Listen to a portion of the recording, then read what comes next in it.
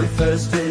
The scene is set in the realm of thoughts where minds are met. They're the thinkers with brains on the brink. Every Thursday they're doing a thing with that darn Kitteh as the fearless lead. That fought through by her side, they plant the seed with Dorcas guiding through dungeons deep, and Grey Coupe spreads it on steep. Nemo's crush goes like magic in the air. Depressed Hydra's expertise beyond compare. Charles manages the box office with grace, while other guests add to the lively space. In a world of thoughts where minds collide, the thinkers gather their wits as their guide. From deep contemplation to laughter's embrace, every Thursday is their special place. It's our special place. Hydra, what happened? Yeah, where's Hydra? He was here and then he was gone. I heard him blip. Hydra? Hydra, are you there? Oh.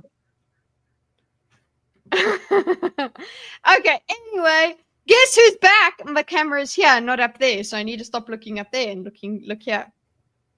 There you go. It hasn't been placed properly, but I'm back. The scuff's back. What do you want? More scuff. Yeah. More like Hydra. There you go, Bimo. Very good. Right. How is everybody now that I'm back? Doing okay. Working a lot. Only reason I'm here is because I called out sick from work today. Nice. You're very genuinely not feeling hot, but at the same time, glad I could use the time for this. What I'm hearing you say is you don't have a fever because you don't feel too hot. True. So you have a cold instead. True. Hi, Zax. Hi, friend Zax. I really got to just put my camera back there. I can't. I'm not used to this. I just can't keep looking in the wrong place. The scuff anyway, is definitely back. Yes, the scuff is definitely back. I know you all missed it. There are things that you have to catch up on, though, from last week's think, because we have a Charles here, guys. Yay! Charles is also back, and so is Foxroo. For now. and Galente. We've got like a lot of people that aren't usually here. Okay, Charles, you are usually here, but you're back. Hi. Okay. Yeah, I've got to adjust the tilt on my camera. Anyway, you guys. You knew how to say it. Yeah. Tilt, not pan up or down. That's literally just because it says it in the settings. Oh. Not because I'm smart. You would think people would know that with the listed in settings, but pan up, down. Well. Sorry. Movies. So you guys had questions. Dorcas, you were saying that you had to go over some things from last week. But just before we get into that, just to if anyone's wondering why we're ponies and jabronis, it's because friendship is magic, and today's topic is friendship. Okay, and we'll get back. Oh my god! That makes oh so my much god, more Galenta, sense. I love your valley voice. Is there camera minority now? Am I? Should I? No. I'm just adjusting, and I'll be back. Don't worry. Thank you, Gray. I'm here in solidarity for you, man.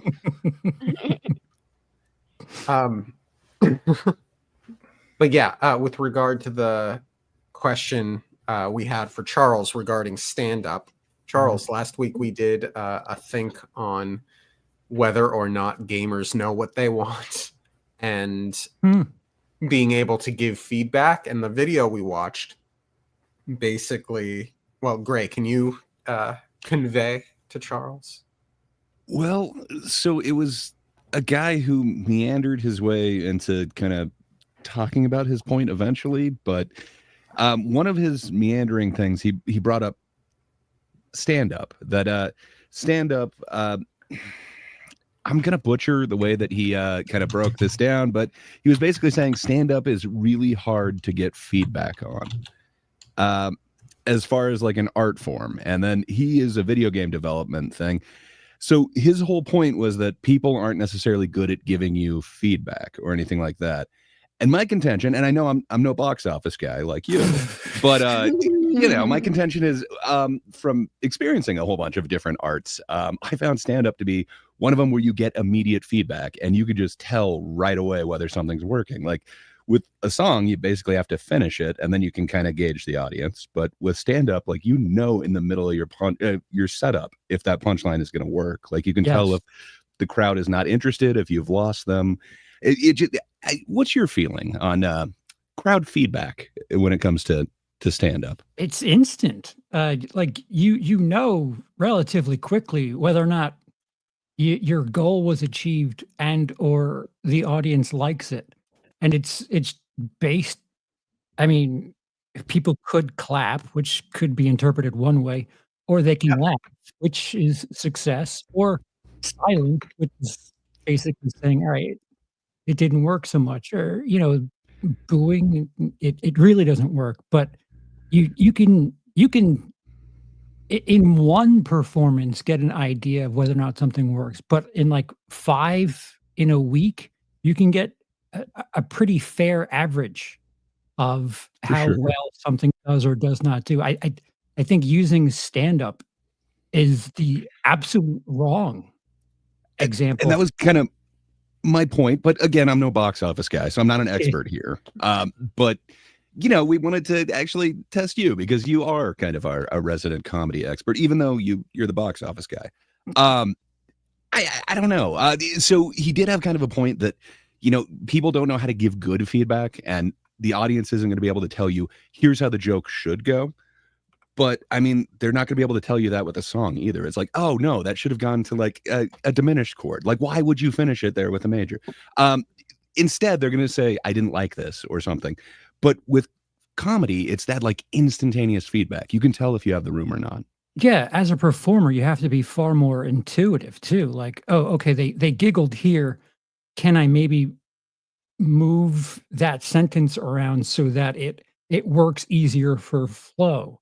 So laughing is like instinctive. People will laugh without like wanting to. If they think something's funny, they're going to laugh. It's not like I'm not going to laugh because I don't want to have fun tonight. Like people, if it's funny enough, people will laugh. So there's a reason why they say infectious laughter. Because it's involuntary. Right. For the most part. Well, and I mean, I feel like you can definitely be in a mood in which, it's going to be a thicker skin that you're wearing. The humor is definitely going to need to get to a certain level before it will get you to laugh if you're in a shit mood to begin with. But you're not lying. If there is a joke that is funny enough told, then they'll crack a smile. They'll chuckle. Yeah, like even if it's something like offensive where you don't want to laugh about something about religion and it catches you off guard, you'll laugh even though you don't want to. It just happens. And that's kind of, what is it? That's the point of things like Holocaust jokes that are supposed to be so outrageous they catch you off guard. And they can definitely, hit people differently, where like it just feels tasteless. It's not your type of humor. You don't find any humor in it, kind of thing. But like for the people it works for, the people who have the dark humor that hits right. It's because it's outrageous. It's because it comes out of left field. Because you're being so censorious. Yeah, I don't think you. It invokes an involuntary response. Yeah, and I don't think you get constructive criticism literally per se, where somebody will say, I don't like this joke because of this, that, and the other thing. It's more in silence. If there's no reaction, then like that you have to interpret that as, okay, that didn't work. But they're not going to be like, all right, you told 15 jokes 3, 6, 7, they just don't work for me. And here are reasons why. Too long. Need more of a K sound. And I heard this one. Does it have to be a duck? Stand up. I heard this one stand up that was talking about a failed set where he, even though he didn't know, he was singled out someone in the beginning of the set and kind of poked fun at them. And what he didn't know, but everyone else in the audience did know, was that that was a widow. And so then the whole crowd was off because of that. And he didn't know. He just failed joke after failed joke. And you know it's not working, but you don't know why it's not working. And it's not until after the set that it's not until after the set that you learn, you know, kind of like what was the thing. Yeah. So if you're doing stand up and you just get a bunch of hecklers saying you suck without giving you more specific feedback than that, what exactly is your takeaway? What is your responsibility going into future stand-up routines? Well, I mean, you can bomb one night with the exact same material, and the very next night, that material will kill. It's essentially a law of averages, and you have to kind of make it up on your own. Like, okay, this works, and then just kind of figure things out. Like, all right, when I'm in the South, this stuff tends to not work so much, and you just try to correlate some sort of reason as to why certain things work and certain things don't. You know, it's not always going to be down to a science, but a law of averages, you'll get the gist eventually if you do it enough. But I still think if you plan on performing once, you're going to get some sort of feedback, and even if it is just silence, that is feedback. And you wouldn't necessarily expect the audience to fix your routine for you. You wouldn't expect them to give you articulate, well-studied criticism coming with it. It would be on you to find out why something isn't working and what adjustments need to be made, right? Yeah. Well, I think that's specifically true because of the nature of comedy as a field, right? Like we were saying earlier, the audience isn't going to break down, you know, I didn't like joke 3, 7, and 12. Mm-hmm. They're just going to give you a positive response, which is laughter, or a negative response, which is silence or jeers. But again, you're playing to a crowd of just a random sample of the populace, and who's to tell why they reacted to things one way versus another. Right. It's hyper intuitive. For sure. But what's the best feedback that you'd want, Charles, from stand-up? Would you want them like rewriting your entire set list, or would you rather just know like, okay, they're with me on this one, or I lost them on this? What would be your preferable feedback? Just to be natural. You know, I'll work on it. If you like it, laugh. If you don't. Like I don't like clapping for the sake of, yay, here's support, or like, you know, just weird noise for the sake of, yeah. If it's silent, okay, it didn't work. If it's if you're booing, all right, that's when it's like, all right, what's the problem? What do you have an issue with? Why did you make so much effort to boo? Like that's a different kind of no, they were saying boo earns. So building on that, if the audience is not responding to your humor, but those close to you, your mentors or your students, if you happen to also teach, and so on, yay, Hydra.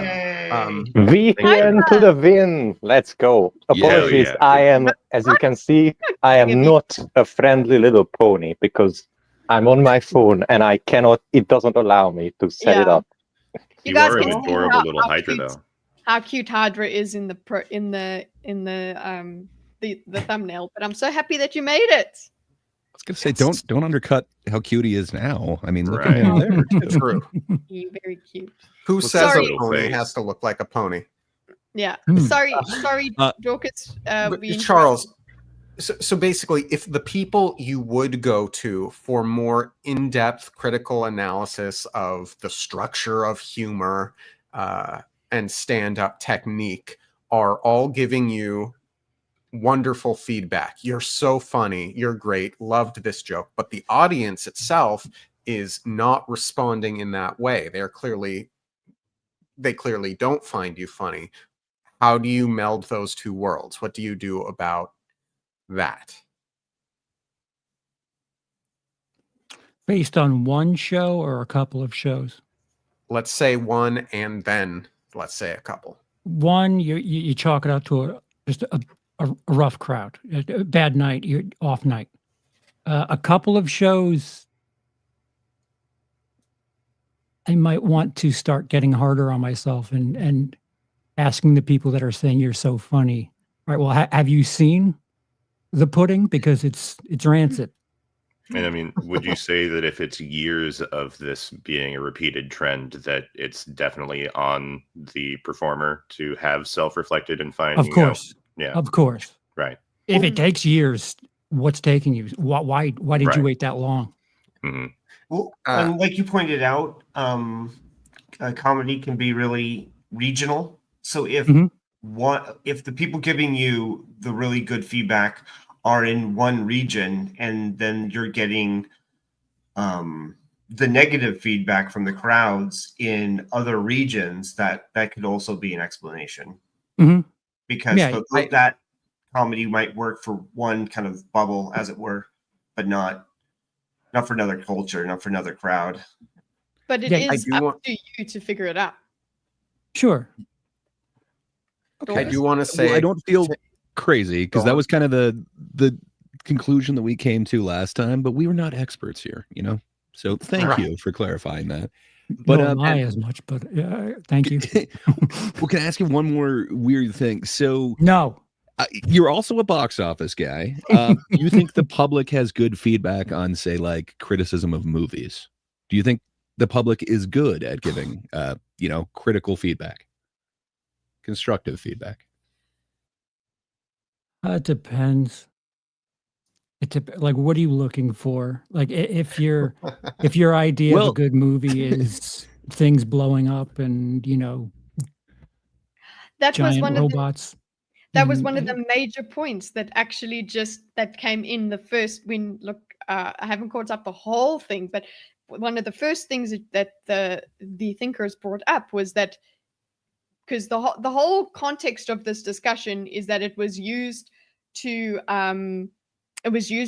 as like a metaphor or an analogy or whatever for whether gamers know whether they know what they like or what they want. And one of the immediate things was, but so many gamers are completely different. There's this kind of gamer that wants this kind of game, and there's this kind of gamer that wants that kind of game. Same thing as like, okay, there might be some moviegoer that wants to watch stuff blow up and thinks that that's a brilliant movie. Yeah, it's art technically, so it's all subjective. Exactly. I don't know why I pronounced it like that, but yeah. Well, your fans say. There were people who saw Deadpool and Wolverine as like a love letter to the fans. But I personally kind of felt it was, because it wasn't well thought out and because it contradicted itself in what it did to be a love letter to the fans in many instances, it comes across as almost like an unintended slap to the fans. And if you wanted some good writing out of Marvel again, you're not getting it. I mean, it was rewarded. It was rewarded greatly at the box office. Sure. I mean, like there's different experiences too. You can go for just a McDonald's burger or a steak. You'll be fed both ways, but you're going to have different experiences. And I do want to say that Tim Kaine did make a follow-up video. I think it was his very next video, and it's titled, "Do Devs Know What Gamers Want?" And he very quickly, in contrast to the first video, says, no, they don't. But then he also very quickly gets back to gamers. Essentially, there's so many gamers that like so many different things that they don't know what they want. And it's sort of a rehash of the first one, which well, we went through it. I feel like gamers as a label is like as applicable to figuring out what motivates somebody as somebody who eats sandwiches. You know, like it's a broad category. You're going to have so many people in there. Yeah. Well, is a hot dog a sandwich though? See, now we can take it even further. Well, there's actually a podcast about that. What did I say that made me Sarkane? Sargon? What? Oh, I don't know. Sargon viewer. You're a Sargon. That's fine. What did I do? I don't know. Something. You watched Sargon apparently at some time. You're far right now. Oh. Welcome. Also true. So that was what we're talking about. Is there any other questions you guys want to run past Charles for the revisiting the previous thing? There's 7 of us. What the hell? Mm-hmm. Well, I mean, you know. No, but it's because you are speaking. The whole thing that he started off from was comedians and comedians trying to figure out what people want, what people find funny, and there was a kind of argument of like people that go and watch comedic shows, they can't make jokes. It's like, I don't need to make the thing to enjoy it. Yeah. I need to look at the whole video. I haven't gone through the whole thing, but yeah. Cody, my relatively popular friend, says, I don't need to know how to make a burger to know that it's good. Yeah, exactly. Well hey, said. Ship. I mean, it would help. Exactly. At the same time, like yeah. at the same time, somebody receiving a meal and just saying like, I don't like the taste is not equivalent to saying like, you put too much rosemary in this. Yes, that's actually where I was going to go. Also true. Sure, but if you know that, why is there cranberry in this? Like if you have a palate that like what the hell's going on, and you can definitively describe what the issue is, that's also a thing. But that's what I'm saying. Like, you're going to find people just sitting down at a restaurant that have never been cooks a day in their lives, but they've done some cooking at home, and therefore they know enough to be able to tell, oh yeah, that's rosemary. And they're going to be just random members of the general populace. Yeah, so you can get different levels of feedback from different levels of consumer, I suppose, then. Sure. Or even from the same level of consumer. Yeah. Is that it, guys? Because I want to. Let's get into the rest of catch up, because that was the revisiting of the previous thing. Wait. No, wait. Hold on. There was. Oh gosh, you sparked catch up though. Yeah. Sorry. Yeah. It's great. Before the moment is gone, you sparked a memory. There was a video of a girl talking about adding, what is it, like how to enhance the flavor of salt or something. And I know, and she is talking about I'm detecting enhance the flavor of salt. Okay. No, and her and she was talking about those alcohol tasting especially whiskey and stuff, where they say, oh, I'm getting hints of vanilla and smokiness and something. She was doing that, and I don't know if it was a meme, if she was joking or not, but she was but her advice was adding salt, basically salt to salt, essentially. Okay. She has two different types of salt, but they were really the same, from the same source, essentially. And so people did, and it was the most crazy thing. It would make the most sense if she was actually just joking, but it just got me thinking. You can have people excuse the phrase, but up their own ass so much that they're actually basically gaslighting themselves into thinking they know what they're talking about. And able to give really nuanced criticism that actually makes no sense whatsoever. there seriously is a legit difference in different types of there salts is. and how and they if it's affect smoked? flavor. But at But the a same time, big flaky salt? I'm Oh, trying yeah. to eat healthy. Stop talking about food, okay? well, It's I mean, just like, salt.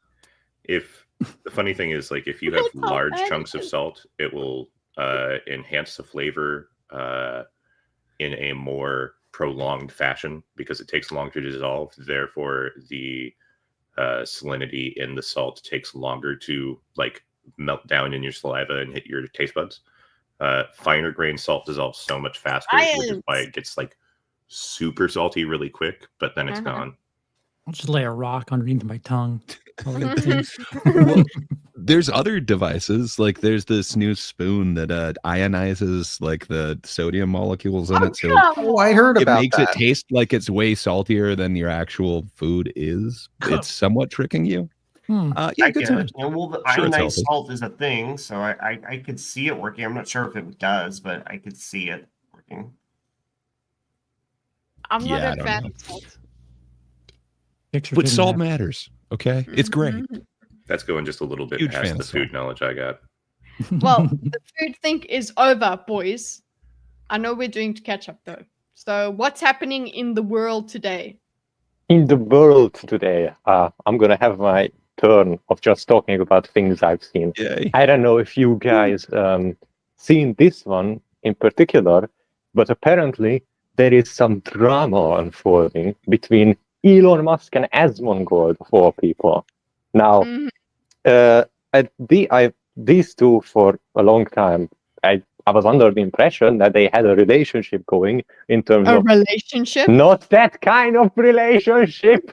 A Please, friendship. I already see the fan art. I don't want to think about it. Not that kind of relationship, okay? Just a relationship where Elon Musk would come out with the brand new thing. Asmongold would like say that it is the best thing since like sliced bread or whatever. And then a couple of months later, it was revealed that Elon Musk faked it and the robots weren't actually AI. They were remote controlled by some Indians in a hidden room somewhere. And that was the thing, basically. And it happened again and again and again. And it was a good thing. They had it going, you know. But then Elon Musk decided to fake being a pro gamer for some reason. Now, I had a hint, an inkling of this back when he posted his Elden Ring build, which included like 2 or 3 shields equipped for some reason. I don't know why.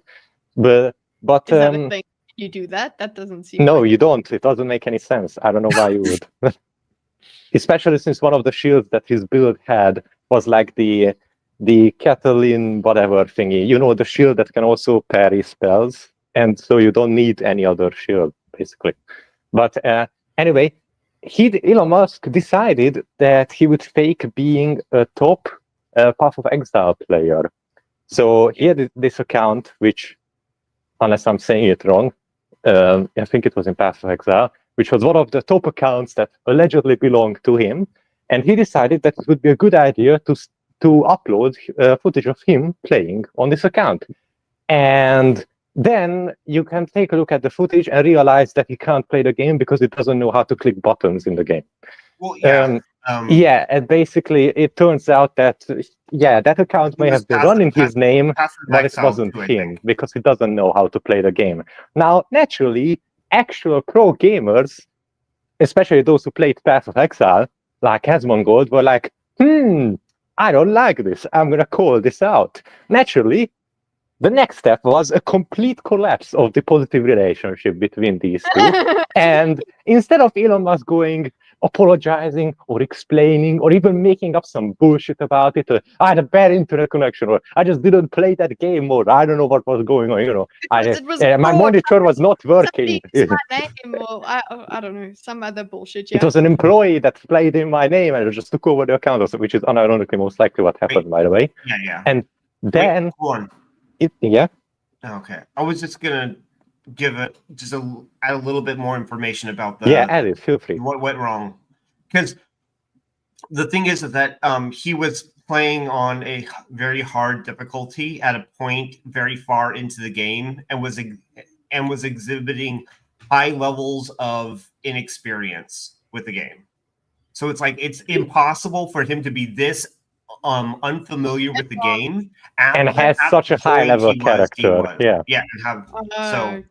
Like his character was his so acting kitted skills, out though. that it was insane. Actually, like it looked like it belonged to someone who played the game like a second job, basically, like with obsession. That's how. Yeah, that is what Rex is saying. He had the most cracked no life character. So it's like somebody basically gave him that account. So it's yeah, like that's if most this likely. person played Path of Exile, like he plays Twitter. Is this really something to get upset about? You know what? It No. isn't. Do you know why it is? Because this man is about to go into government. If he fakes shit like this, what do you think he's going to fake once he's in a position of power, huh? What if he's just showing off his acting skills, and it turns out he is amazing at this, but he's also doesn't know really how good to at push faking being buttons. bad at it. That's it. Come on, Or you need to is that you need to act better. You need to, if the button isn't working, you need to what is it called? Beatboxing. You need to give the SFX of the button with your mouth. Click, click, click. It's being pushed. Okay, it's definitely working. Ha ha ha! Joke's on you. I was pretending to be retarded the whole time. Exactly, but it depends on. Hold on. About the being upset about this, the thing that people are upset about are him lying, and we're talking about the reputation he has and the reputation being spoiled. And I don't know how many people are extremely upset or people are just simply disillusioned. Because if I don't know if anyone, I don't think I've heard literally one person be extremely upset. I think that people are just mildly annoyed and disillusioned. or they find it funny, normal, like I do.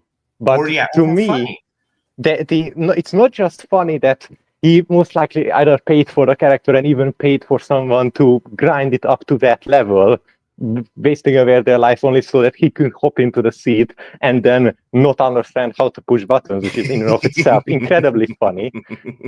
Even put, I'm not going to attempt to pronounce that Rachel name. Dolezal. He posed as a pro gamer, one of the greatest gamer sins. Unforgivable. But to me, the most funny thing of all was how he decided to handle it afterwards. Yes, but he has a history of faking things. Thank you, and lying, and then when he gets called out on it, he gets upsetty spaghetti. Yeah, exactly. Well, I mean, is it really lying though? Like perhaps he purchased the rights to this person's story, and now he can tell this story. Charles, if he was telling some jokes, but somebody else wrote it for him, is he not still the one performing? He's doing this performance in front of everyone. Does everyone hate Robin Williams? No. Oh, thank God. I can finally open the chat and look at it on the phone. Okay, this is hilarious. I figured out I can no longer fat finger the exit button. This is amazing, guys. I am discovering new levels of functionality on StreamYard's mobile.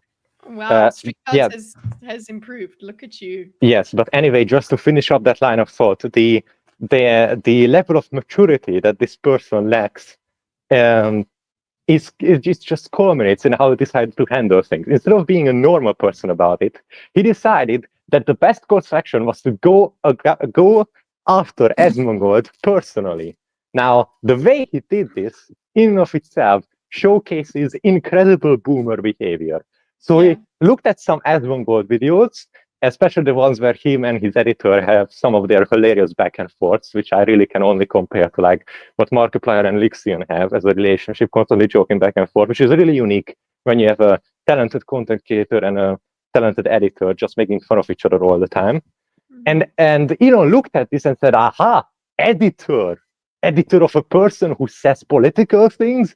Ooh, it must be journalistic editorialism. He must be controlled by the day. The editors must vet whatever he can say. And then Elon Musk went on Twitter and continuously shat on Asmongold for, Asmongold is not really independent, you say. He is controlled by them, the editors, these mysterious figures from behind the curtain. It's just not understanding the difference between a journalistic editor and someone who edits your YouTube videos. Wow. It's just drama that I've seen it. I'm like, yeah, that doesn't make sense. Yeah, it's not that. To me, it's just the funny part that how you decide to handle situations where you've been called out, or where you were caught faking something, or where you were. Why would you even fake it? I don't understand. Why would you even decide to stream it if you don't know? Never mind. It's just not something I'll understand. To me, it's just funny that he reacts like a child, and he's also a boomer when it comes to technology. Despite being perceived as the tech guy, To me, that's just funny. I think the why is pretty obvious. He's somebody who really likes having a cult of personality around him. He can literally buy friends. Like literally. Still be the richest man ever and have...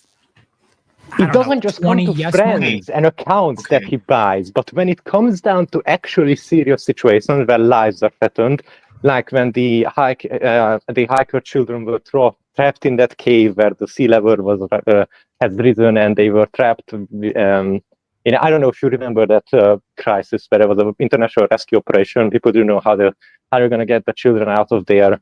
Essentially, they were in a cave where sea levels have risen to the point where they were blocked off, and they were essentially in an air bubble in an area that you couldn't reach without specialized cave diving equipment.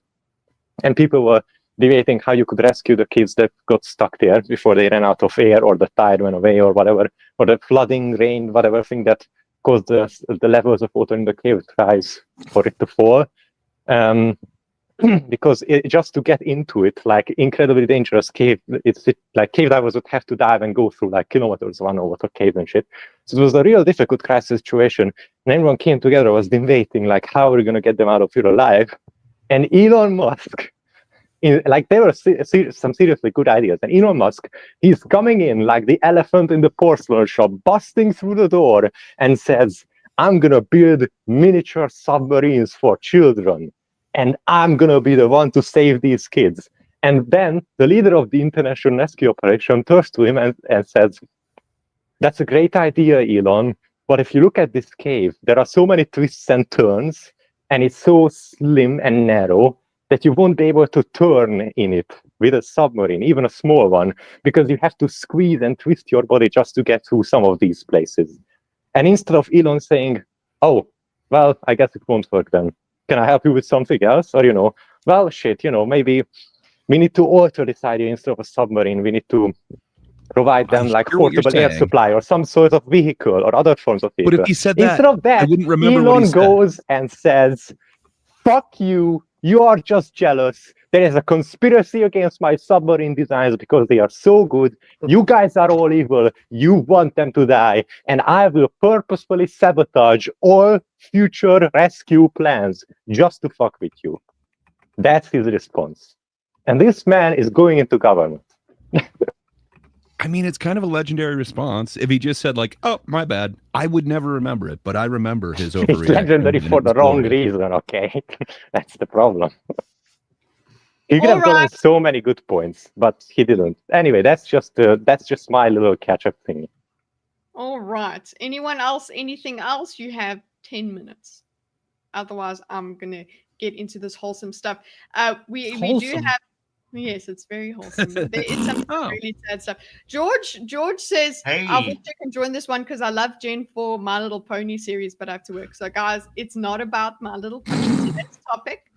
I mean, it is now. Forever, it is about My Little Pony. Oh, wait. There's a what was it?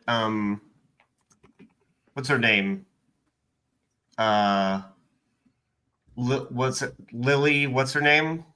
Alan? Lily Orchard? James? No. The record breaker? The record breaker, yeah. Yeah, she has a new controversy. What? Did she make a Haktua coin? No. She is it fungible? It's called the buck through a coin. Yeah. No, she made a video about her walking through, I don't know. I mean, she's British, so somewhere in England. Watch your tongue, sir. Yeah, they don't pronounce the T. I'll it's just take British. the banner away right now. Yeah. With facial, With and what? people are reacting. Okay. Okay, so she And is people concerned are about her like, skin. you know, What is she doing? bring the asteroid. So, one response I thought was funny. Yeah, she's just trying to be interesting because somebody else broke her record. Oh, somebody- okay. There you go. Her friend actually just did 1,050 something. Are you sure she's not just a social documentarian or perhaps social scientist who's just looking to gauge people's reactions and document them? I think Clout Goblin's probably more realistic. Yeah. The same thing. Is that a second? Well, I am cutting you off, actually. I said 10 minutes, but I'm done. I'm being a bad No, girl. yeah, it's fine. Do it. Fine. Okay.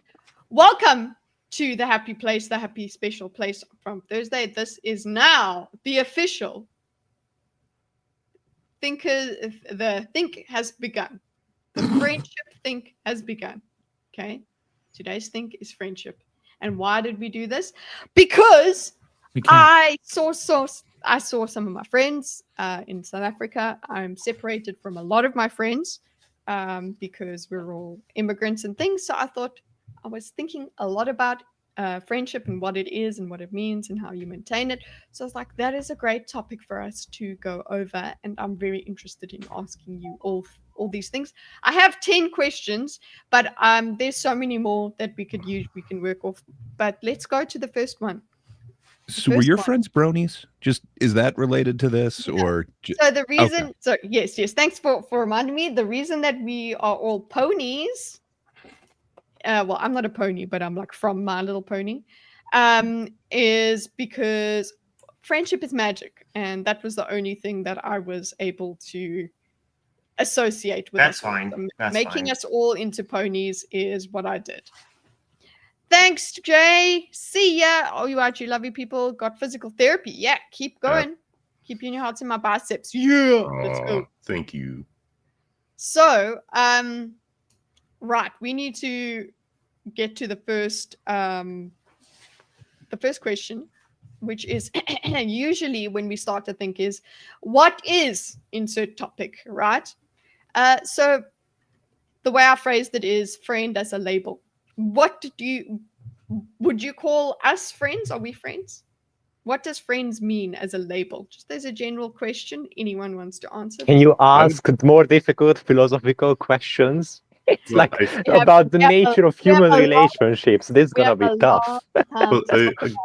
A good starting point was, are we friends? And yeah, I would consider everyone in this call a friend. But agreed. As I was thinking about that first question, what is a friend? I realized that the answer is extremely vague. Because I think it's appropriate to call somebody that you've just had friendly interactions with a few times a friend in colloquial terms, when you're referring to them when talking to somebody else or something. But obviously you can mean a lot more than that with the term. So it's just, I don't know. It's hard to pin down as to when it's appropriate or not. It's context driven. It's but there is this like that's what I basically is. But the reason I asked this question is, what are we? That kind of thing where it's like, we spend a tremendous amount of time in each other's company for pleasure. We enjoy each other's company. That seems like a fair place to start with. What is a friend? People you choose to spend your excess time with for pleasure, joy, good tidings.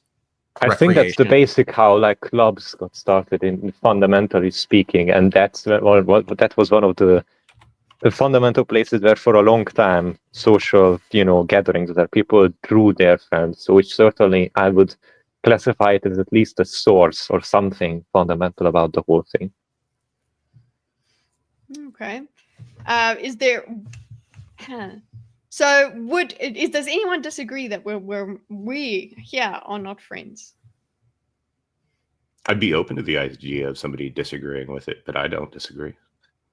You could say that no internet friendship is real friendship or something. Like you could make really solid arguments based on like fundamental categorization, or I don't know. If like you could go into like the whole dissecting the thing, but if I were to force a steelman the opposite position, I would just go into the categorically disagree because of like the nature of online interactions or something. But otherwise it would be hard to like go into the relationship itself and say, well, it actually doesn't count because of this, you know.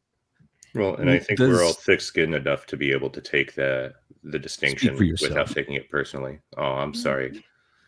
I'm taking that sorry, personally. You were saying, Gray? Quit talking about my skin. No, like, okay, so with like a friend, how often would you have to see them? Because I don't know. I think I'd see internet friends, as Hydra was kind of making the distinction, way more often than I see like my friends in real life. Like, I don't know. It's like every couple months I catch up with somebody in real life. But man, we're here every week. I think I've missed like 2 of these. So that's like 80, maybe it's more than 2. But hell, that's like 80 something weeks almost in a row. Yeah, but it's because of convenience and like ease of use, right? Because if you think about it, convenient, man. I gotta wake up, I gotta get shit done before I get here. We disregard the basis of suffering of human existence in philosophical conversations, please. I don't want to talk about how life is suffering. We all just assume that when we talk about other things. There's sometimes I edit a video or make a PowerPoint. There is for sure.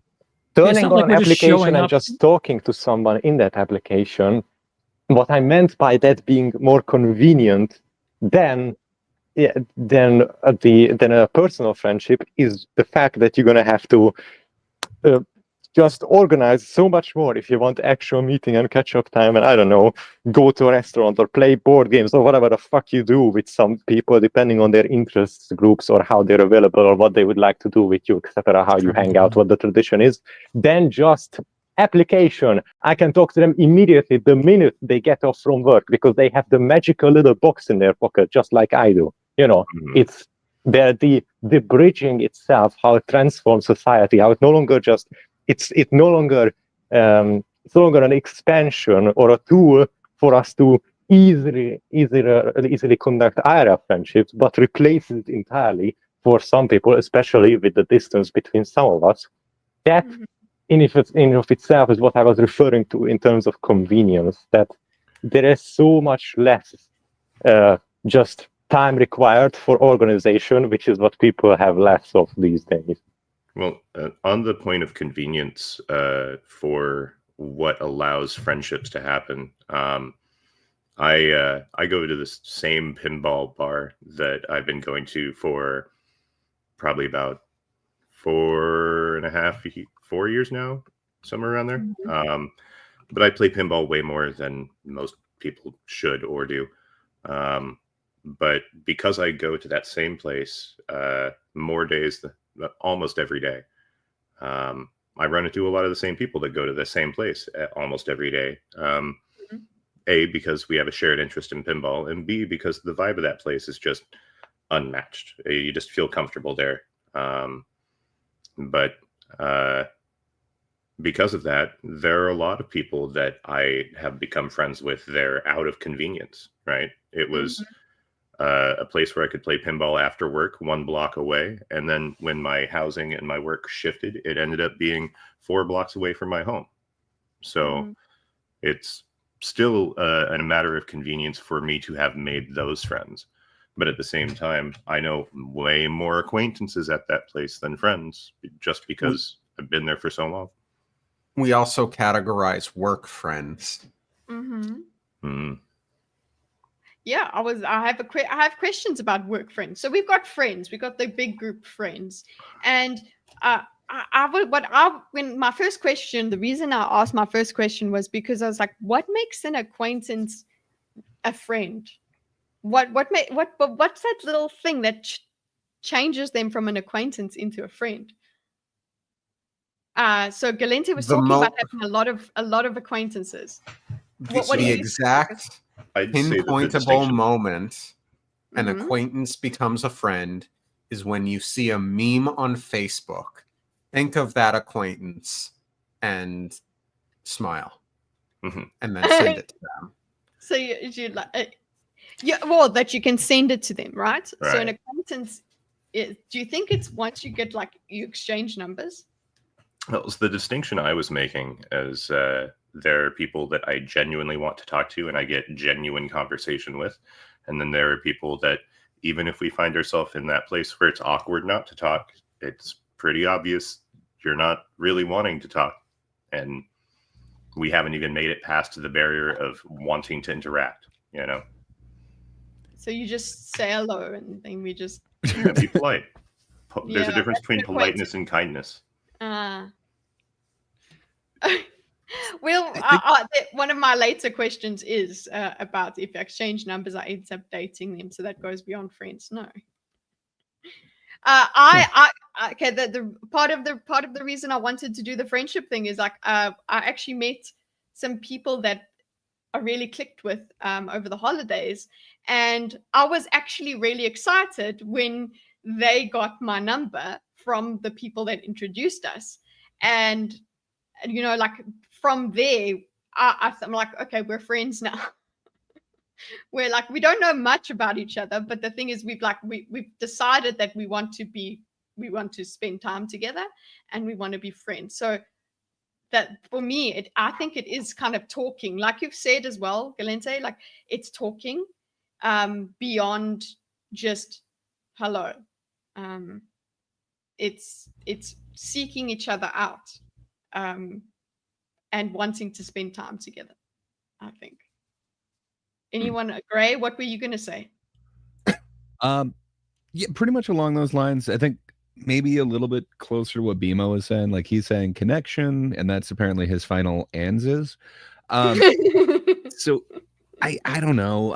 I think there is something about that connection, but I think for me that's once it's gone beyond like just the exchange of pleasantries or like the superficial conversation. Like I don't know. There's dudes that I worked with for nearly a decade, and it's like we would just talk about the weather. It's I would see them every day. I kind of knew what was going on, but I didn't get personal with them at all. I don't know. I guess I'm somewhat of a private person, so I generally don't divulge any personal information unless I feel like, yeah, there is a connection here. Like I want to be around this person, they want to be around me. This isn't just a I don't know, forced interaction. Yeah. So I don't know. Hey, Luis. My favorite work friend, we're on the level where we ironically throw slurs at each other. But, you know, obviously Based. can't be doing that with just about everybody. My best friend is I met her at work. Like, she lives far away now, but she's the bestie. She lives in New Zealand. I met her at work, and we just it went beyond work. Mm-hmm. Yeah, we became friends beyond work. But there are such things as work friends where they're the people you talk to at work. There's qualifiers that you put on top of friend that then classify them further. So you could have okay, so we've got friend. It's like somebody you talk to willingly, somewhat willingly, and then then I wanted to ask, okay, so what is a close friend then?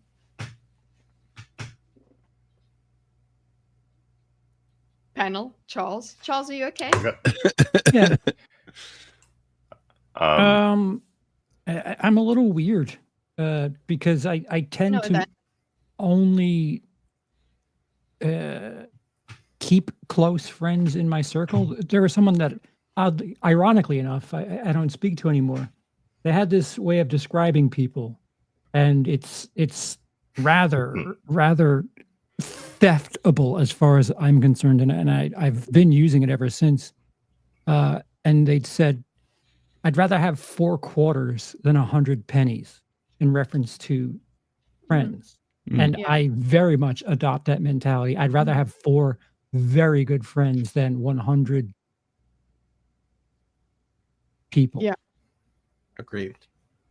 I actually think it's not possible really to have that, like have more close friends. Well, Yeah, you can. It's just it's a lot So of what's your work. cap on how many close friends can you have then? It depends on your available $10 amount worth. of time, because at some point you just can't manage too many things at once, because human relationships are incredibly taxing. Of course, it depends on the relationship and depends on the human as always, but still.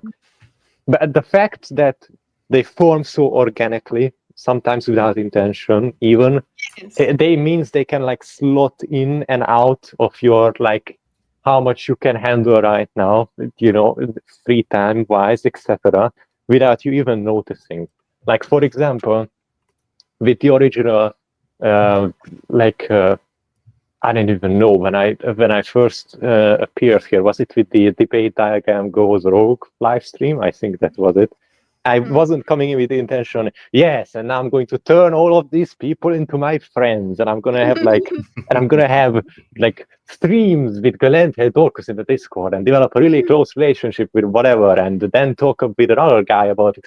Like, it just organically happened and slots into the time frames you have available, depending on like how you approach. This is just one of the many approaches, of course, but the fact is that somehow as humans we like instinctually know most of the time how much of what we can handle, and it just forms organically. Like how you can build a road between two cities by searching for the most optimal path and like doing the industrial tycoon thing of, yes, this is where resources shall be transported from like the extraction site to the manufacturing district.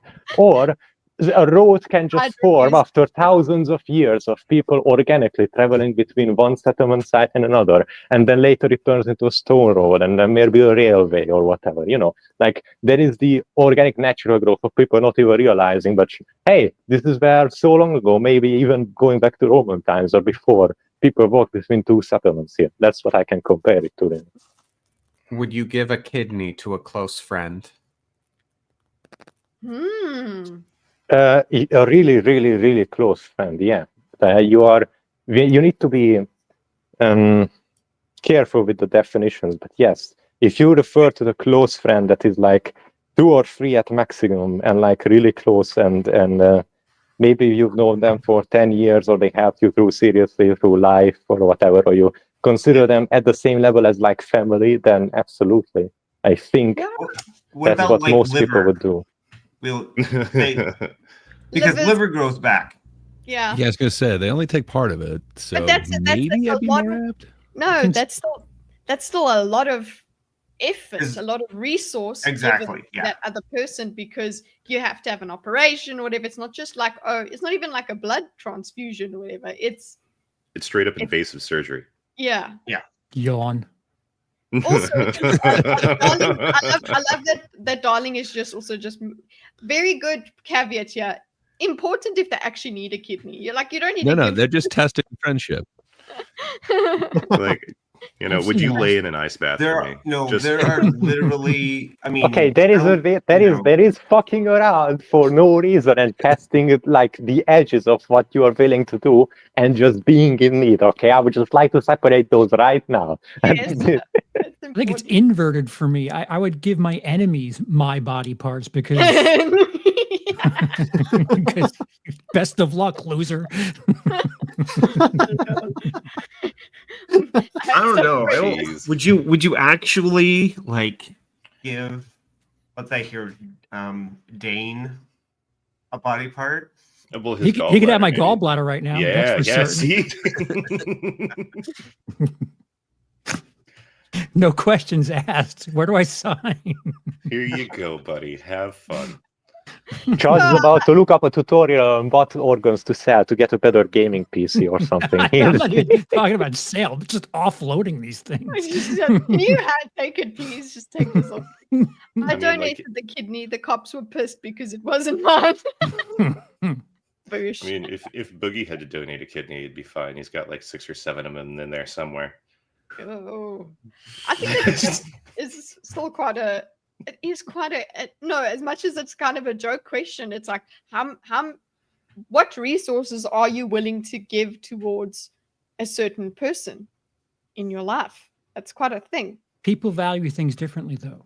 Like I have very little respect for money, and it seems people hold money much higher than certain things.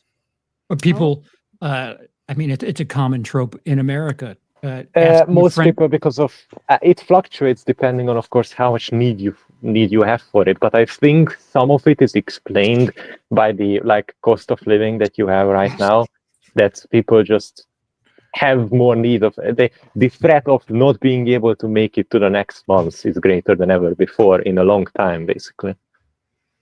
Well, for a friend, you're willing to sacrifice it. Like the trope in America is, how good a friend do you have? Will they help you move? Which, in the grand scheme of things, you're just carrying boxes. Yeah, that's easy. Actually, it's such a big deal in America, but there are far more important and stressful things you can ask of someone.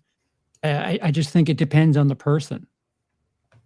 I did appreciate my friends helping me move. But yeah, I wouldn't say that now that's the measurement. That's what makes them my close friends. It was more like, I'm moving. I want to give stuff to good homes. I know that you are great people. You can have all my Tupperware.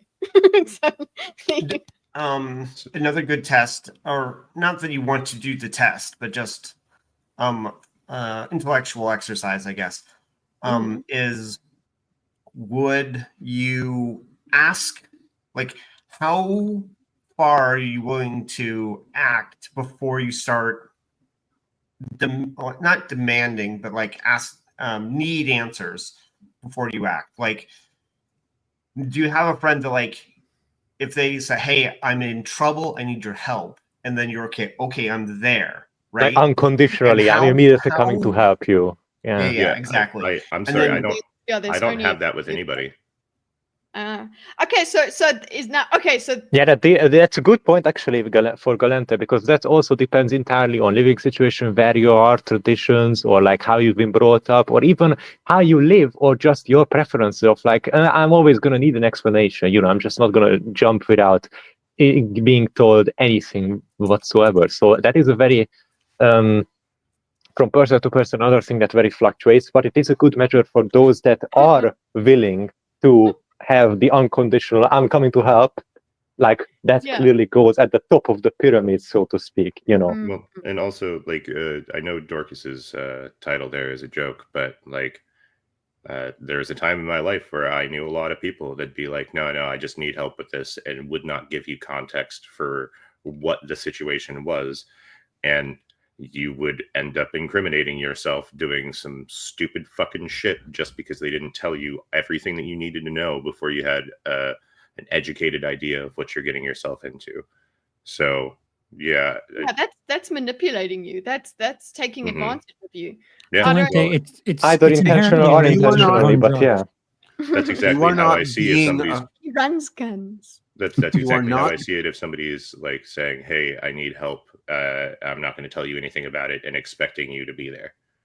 But you are not past experiences that set up this preference for you. I'm sorry, Dorcas. Hold on, I'm just going to interrupt Dorcas really quick.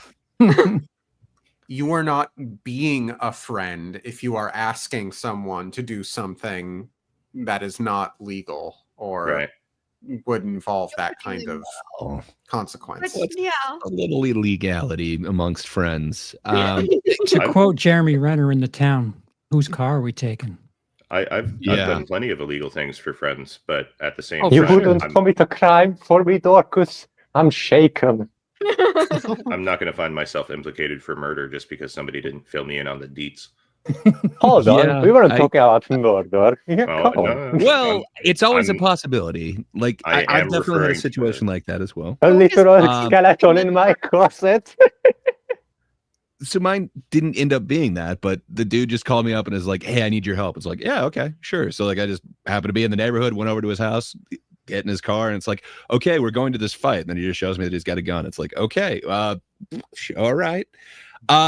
I don't know. I think he thought we were a lot closer than I did. Oh, yeah. There is that. Yeah. I'm glad that we didn't find the person he was looking for that night. Yeah, it would have been weird. That's great for they lost. Well, I mean, like the reason I'm bringing up something so extreme as murder in that case is because I was actually questioned by police at one point in time because I was in possession of a T-shirt that had blood on it. Wow. That was the blood of somebody who had been beaten and killed. Jesus. And the person who beat and killed that person gave me that shirt after the fact. Oh, hey, buddy. Here you go. Okay, I'm going to draw a line right there and say that disqualifies with any argument about what you would do for a friend, because that's not a friendship move right there. I officially disqualify that. It's because of stuff like this that has bred skepticism in me when somebody is not going to give me the context when asking me for help. Yeah, I think it's a storyline in a season of Dexter. Hey, friendo, can I please smear you with this little blood and implicate you in this murder? Hello, can you do that for me? Really quick? I had a friend who was like, what is it? Upset. It like nearly broke our friendship because they expected me to act in a way that could get me in trouble with cops, essentially. Not necessarily break the law directly, but like, you know, get basically into physical fights, like almost expecting me to escalate the situation where, you know, like basically around cops. And I'm like, I'm not going to do that. I'm the kind of person who wants to de-escalate a situation, not escalate. Wow. And that made them upset. And I'm like, well, then they didn't know you well enough as well. I did appease the stream element gods. I did stand, I promise. Did you hear it? What the hell happened at the end there? I even jumped up and down and yeah. Good. It was just supposed to be God. You had a religious experience. So that was close friends. What? Okay, so we got close friends because we say the words. I don't know. I feel like the word close friends is a term because you can't have everybody be your best friend. So close friends is like your inner circle, but then there's the one or two that are your best friends. What do any of you guys use the term best friend? Who doesn't use it? I currently don't. I don't use it. I had a best friend at one point, but yeah, I don't anymore. Yeah, fuck that shit. Okay, so tell us why you don't use it. I don't know. It feels weird to put people on like tier lists or whatever. Mm-hmm. I definitely have some close friends, and I would definitely do illegal things for them. But I don't know. I would even get them organs if they needed them. But I don't know. I'm not sure if they're my best friend or whatever. I mean, I guess I do have a best friend. I do have a wife. I guess she is my best friend. She is the one that I talk to the most. No, that's a different. No, by this you cannot have. Come on, that's a different type of relationship. It's sweet, Hydra. Hey, dude, we've got secret rings and everything. Like, we're part of a club. It's great. I'm not saying you cannot. That's a different type of relationship, okay? I'm drawing the line in the sand right now. Please ignore the wave that is about to wash it away. But Hydra, they have Dakota rings. Hold on. So what? Hold on. Yes, that is a deep level of something, but it could be a deep level of friendship or other things as well.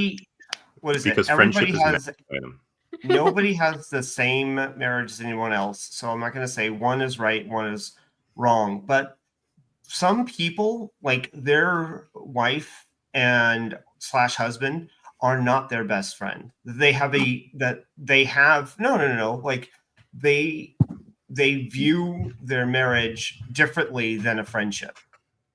And it works for them, and it's all good, and I'm not knocking it at all. But then they also have friendships where they would like what they get out of friendship is is found in other people and not. We are their going spouse. back to the definition of friendship again. I hate it. I think that let's do that then, because yeah, like as much as I share those memes from Instagram where it's like, Let's do it. She's about to ask us to define friendship. What's next? Can we get Define Jordan life. Peterson here? What are you get? for this? Are we gonna Yeah. solve the mysteries of definitions over here? When you say friendship, what do you mean by friendship? what do you mean by friendship? What do you mean by ship? It's a ship for friends. What do you mean What are when you say friends? define? What do you mean by And define? what is the So, ocean? so does that mean that you're like cozy Depends with on Mary what the Antoinette's definition hair? of is. Okay, so listen. Okay, we've got some married people here. Friendship is a social construct. Yes, it is. Yes, but that doesn't mean That's what you all I think it is. Stop right there. Okay, so listen. There are those people that Oh say, wait, my which husband brings is my into the best friend. Yeah. which brings into the question though: is magic a social construct? Yes. Literally everything's a social construct. Everything So is a social social construct doesn't matter. as a also- distinction. No, it's not literally everything. Come on. Um, No, but- everything. Everything is a perception of your brain, which is a social thing. Oh God, we are doing philosophy again. Are we just a brain in a jar? It's We're impossible just to debunk. So let's just set it We're aside, okay? Jar. Deconstructing everything. Woohoo! So the social construct delineation is useless then, right? Yep. Yep. Yes, Done. But now let's go back to. but I let's would go fight tooth and nail against the galaxy or a star being a social construct, but still. Listen, guys, we will bring this. Yes, brains in jars can be friends if they communicate. Okay. Absolutely, So- yes. Now, my wife / my spouse is my best friend discussion. That's what we'll come back to when we do our romance think in February. Aw. Ooh. So I see both sides of that. They're like, that's the closest person in your life. You're sharing your life Yes. with them. That's what makes them the best. So that's why why that my person thing really caught You on. shit in the same room they shower in. Exactly. Okay. It's you smell their farts more than anybody else's farts. It's You poop with the door open around. you Please share stop. everything with them. Okay, so and no, I don't use your toothbrush, Gordon. So It anyway, sounds like there's been an accusation made beforehand. Yeah. and I'm using my platform, my massive platform, to announce this heresy. Okay, so anyway, so there is that. But then Emperor Kitty. I think then there is the are we more than friends thing. So that's When you're married, I would hope so. Yeah, no. That's what I'm saying is like I'll say to Gordon, because I'm just irritating. I'll say, "Are you my friend?" And then he'll go, "No, I'm not your friend. I'm your husband." So like it's just Spouse is so here is of the Yeah. same opinion as me that spouse goes Yeah. on a different tier above friend, even closest or best friend. exactly. Spouse Yeah. goes mean above family. friend. Right? Hey?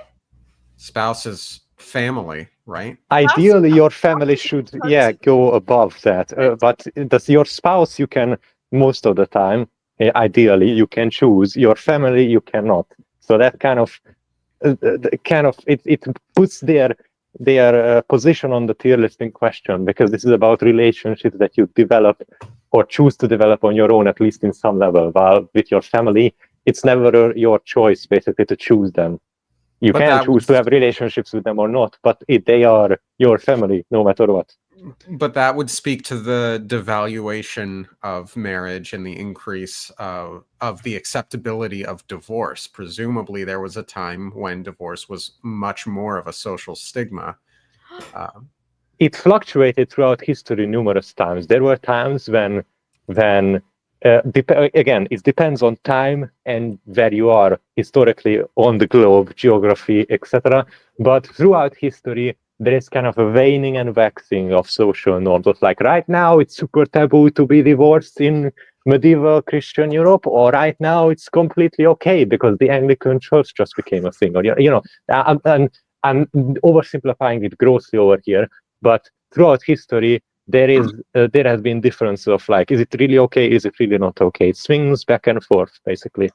Right now we are in a it's really okay situation. It depends on the context, case by case basis. Preach. Marriage should not be a trap. Preach. But it should definitely not be taken lightly. Ideally, no relationships should be a trap, or just thrown away rightly. I mean, it shouldn't be a trap, but it should be hard to escape. Well, I mean, hopefully the person that you're married to is the person that you're willing to work with and coordinate with, make mutual sacrifices for each other to make it work more Not than if you anyone spend else. half the year away from the person. You can kind of figure to work things out. I mean, like, time apart can just be a good, like, venting of, like, built-up pressure anyway, but You recharge still, the batteries. this is the person that you should try for more than most other people. Sure. Yeah, you've chosen them and you've said most of my resources, this is the person that my resources go to. Whatever those may be. I would like to lose my luggage every 6 months for you. Yes, I choose you. There was that. I saw this one like was it people talking on the street where there was this guy and this girl, they're dating presumably, and like, how much do you have in your bank account? And he said like $500, which is not great, but okay, he's young. And then she's like 80K, and he's like, whoa, wait, how is that even possible? Oh, And is he Hagman? and then, well, no. She's because what is it? She has other people in her life, like probably him and her parents, that spend all the money, right? Like, she probably doesn't pay rent. She probably doesn't pay for food. She probably, Robust any support money she does network. work, Yeah. she is able to save, kind of thing. And she's explaining this, and he's like, why am I spending all of the money? You don't want to spend any of your money on me? And she's like, no. It's like, you're the man. You should be spending money on me. That way I can Okay, save. see the and he's rigidity of the completely- social norms coming in here, because clearly this is one of those situations where, well, the man should ideally be the provider and the woman should be the housekeeper, and then you get confronted with the inevitable situation in real life when you're gonna have to recognize that these rules should not be rigid and all present, because you end up in situations like this where it will be, oh, so you're gonna have the $500 guy pay for everything. Nice, thank you, very useful. Gendered double standards are bad. Okay, yeah. I see no problem with having a social caretaker versus provider system that originates from, the ancient times and Bronze Age era societal norms present in the information age. What could possibly go wrong? But you have to share some sort of resource. That's the thing. Like, there is still that if you have that resource, if a woman has no money, then that's it. She can only share who she is. But if she's got money and she's not sharing it with her husband, that's a problem for me. I don't know. Ideally, you would want to pool at least some resources. Otherwise, is it really a commitment? Yeah, exactly. It could be just time and energy that you spend together, but it's still something. Otherwise, you're gonna stretch the boundaries of marriage, let alone relationship. But there's that joke of, like, what's hers is hers. What's his is hers as well, but it's not that. It doesn't go the other way. That's the joke. But it's like, no, like, actually, even here we pool resources, at least our time or energy. You gotta do something, otherwise it's not gonna be like even a connection. Shouldn't this be the romance thing? Yes, sorry, exactly. But What? You don't share finances with your best friend? Yeah, exactly. Okay, fine. They're getting into that. You don't have a shared bank account with your best friend? I want to I do. ask. Yeah, technically I do. Yeah. I want to ask you. Would you, and as share as much as you can, or, like, I understand it might not be easy for you. Have you gone into business with a friend before? Yes, it was a bad idea, I guess. So I don't know. The business was a band, so like we were trying to get this off the ground or whatever. I don't know. I knew the dude since elementary school, so it's like we grew up together. we went away to college to like different ones, and then we kind of got the band back together after that. And it's like, okay, cool.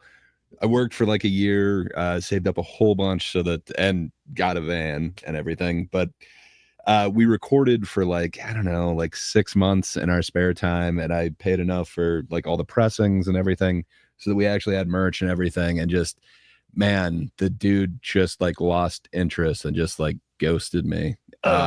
It's so weird because it's like I knew this dude since like 3rd grade, but yeah, it's when it became like a business that it stopped being fun, where it was like, oh no, you got to replay that, like that is not good enough, like that's not going to work.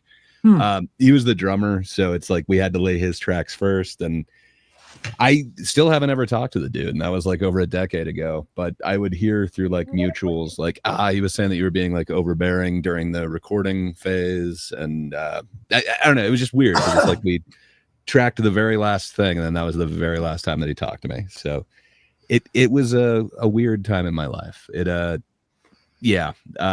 definitely changed a lot since then, but it's definitely changed the way I kind of look at like friends and bandmates and stuff. But I think it was the whole business thing that really kind of soured that, because before that it was just, I don't know, we just spent all our free time together. Like it was just, we were essentially like a twosome. Like if one of us was invited anywhere, it's like the other one was there. It just, I don't know. Prior to that, I thought we were inseparable, but I don't know. I guess we all have kind of different. Thanks, Patrick. I have been ghosting you, sir. I went to your side of the world, and then, just have ghosted you since then. But I appreciate it. I know you were a better person than my former best friend. But I don't know. I think it was the business that soured it. Has anyone else ever gone into business with like a friend? Yeah. When I totally didn't sell weed, I totally didn't get into business with a friend of mine. And he totally did get robbed multiple times. So yeah, lots of missing product and money happened multiple times. And that culminated in him dipping out with everything that we had in the middle of the night one night. So, all the stuff that you weren't selling? Yeah, dude. Yeah, all the stuff that I totally was not. Now I can really see if Igelente has the standards he has. If I had those experiences, I would fucking tighten some of those standards I have for considered friends, quote unquote. Holy shit. Yeah. Where it's like you just wouldn't think that somebody that close would do something that horrible to you. Especially when like both of you guys are going through survival sort of situation, life experiences. You'd hope that there'd be some bonding when you're sharing space and time and energy in a cooperative manner like that. But people gonna people. Indeed. That's what. Okay, people gonna people. So, are we saying that it's just the business bit that kind of just gives the opportunity for people to people, and therefore it introduces factors that probably lead to losing your friendship? That could definitely be part of it. But I think it depends on the people that you're in that situation with. Some people are going to do just fine, and other people will not. I don't know if it's a rule. It really does have to be on a case-by-case basis, and you do take a risk when you do that.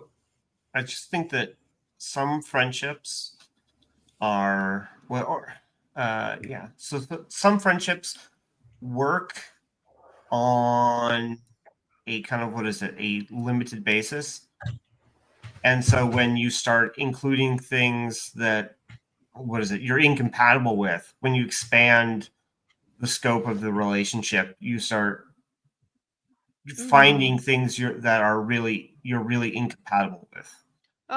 True. So it's giving you context in which you. This is not just for friendships, but all relationships, by the way, including marriages, which is why some of them immediately fail after honeymoon phase. Yeah, it's right. This what Andrew just mentioned. This is right here, the first serious step of any relationship, which is why when people move in with each other for whatever reason, is usually when these things kick into overdrive, if they happen. I guess it It's always a risk. It's like any other relationship. Friendship is like any other relationship. It's human, and the interaction occurs. Just the parameters of the interaction are usually that there's no sex. So that's basically. And they are not the center of your world. I don't think when I don't know. I like going back to the spouse thing. The spouse is going to be the most important. Your best friend is not going to take up them as much space as your spouse in your life. I think that's reasonable, isn't it? I don't know. Pretty fair. Does it, like, if you disagree? Like, there's some people that's like, no, it's 50-50. It's my wife and my best friend. I think that there's different levels that go into it. Like, you're going to be much more intimate with your partner than your best friend on many different levels. But then they're going to be more relaxed or like unconstrained ways that you can just be yourself with your best friend that you can't with your partner. Yeah. It just matters what you need. Add to that, what if you've known your best friend since elementary school, but your wife since 5 years ago? Yeah. Well, I mean, if you are married to this person after knowing them for 5 years, I'm assuming you really, really like them. So I'm assuming they are going to fulfill a role in your life that best friend that you had couldn't or doesn't. And yeah, I think that the partner of 5 years should know that this person's very important to you, but your best friend should also know that, that's your wife. Yeah. Oh, okay. Galente, what if your best friend that you've known since high school has been dating a girl that you don't like and you don't think is good for him, and then one day he tells you they're going to get married? I mean, I would hope that we would have already come to the understanding that I can still have him as my best friend and not like her. And so I mean, go on. I wouldn't blame him for spending time with her. Okay. So you would not give him an ultimatum, but what if the girl he's going to marry equally dislikes you and does give him the ultimatum? Well, and then he comes I think to you and he says, hey, I can't hang out with you anymore. Well, then I think that she's being the shitty person. And if that's what the position I end up being in with my best friend, and he's picking her side over me, I don't have any decision-making process in this situation. I just Time have to for deal a with the blow shitty off. situation. I just have to deal with the shitty situation. But at the same time, like, I'm not the one being a piece of shit giving somebody an ultimatum between their partner and best friend. Yeah, that's genuinely already a bad sign of things to come, by the way. Yep. Yeah. The ultimatum's not good. Yeah, that makes sense. Good friends don't give each other serious, like life-changing ultimatums. That's generally not a thing that's happening, But Yeah, what if your close friend is an alcoholic and you have to go to them and say, hey, you either stop drinking or I can't be your friend anymore? It would not be an ultimate. If I was ever in that position, I wouldn't do an ultimatum, but I would rather give them a, hey, I am willing to help you with whatever you need, but I can't unless you work with me or something. And if they say no, then I wouldn't do the ultimatum. I would just say, listen, if you are not willing to do it on your end, you're not willing to accept my help either, like, it's only going to go downhill from here. Like, I will try my best, but you will, it's not me choosing anything at that point. Again, I would be like, hey, I'm there for you, whatever you want. And at that point, the ball is in their court, so to speak. It's a sticky situation because you're not writing the friend off. You're No, I'm genuinely willing to help them with their alcoholism at that point. If they decide, nah, not doing anything, then it's the same thing that Galente said. Like, it's not, I can't help somebody who doesn't want to be helped, Look, I do want to do a segment later on as the finisher of this topic. Closer. the closer, the whatever is we're gonna do the Am I the Asshole? We're gonna go over a few that I found, and then there's friendship advice that we can go on to as well. That we can have such questions like that. There's a couple that I found, but then we can look just live and find some and talk about them, which is the same sort of thing as Dorcas is proposing, like, oh, my friend's done this, what would you advise somebody to do with that? My next question, guys, if we move on, is friendship over the lifetime. So does anyone have friends that they have known, like it's still relevant to what Dorcas was talking about, like friends that they've known since first grade or whatever? Does anyone have any of those? No. My dad I does. did. Mm-hmm. No. I used to, but I lost almost all of them. I think I have basically one left. Mm-hmm. I used to have since kindergarten, but all those people slowly drifted away or other things happened to them, life stuff. But I still have one from like not kindergarten, but like early, like first grade school years. So that's something. Yeah. Part of aging too. Yeah. You're a different person. Everyone's a different person. Yeah. I can't.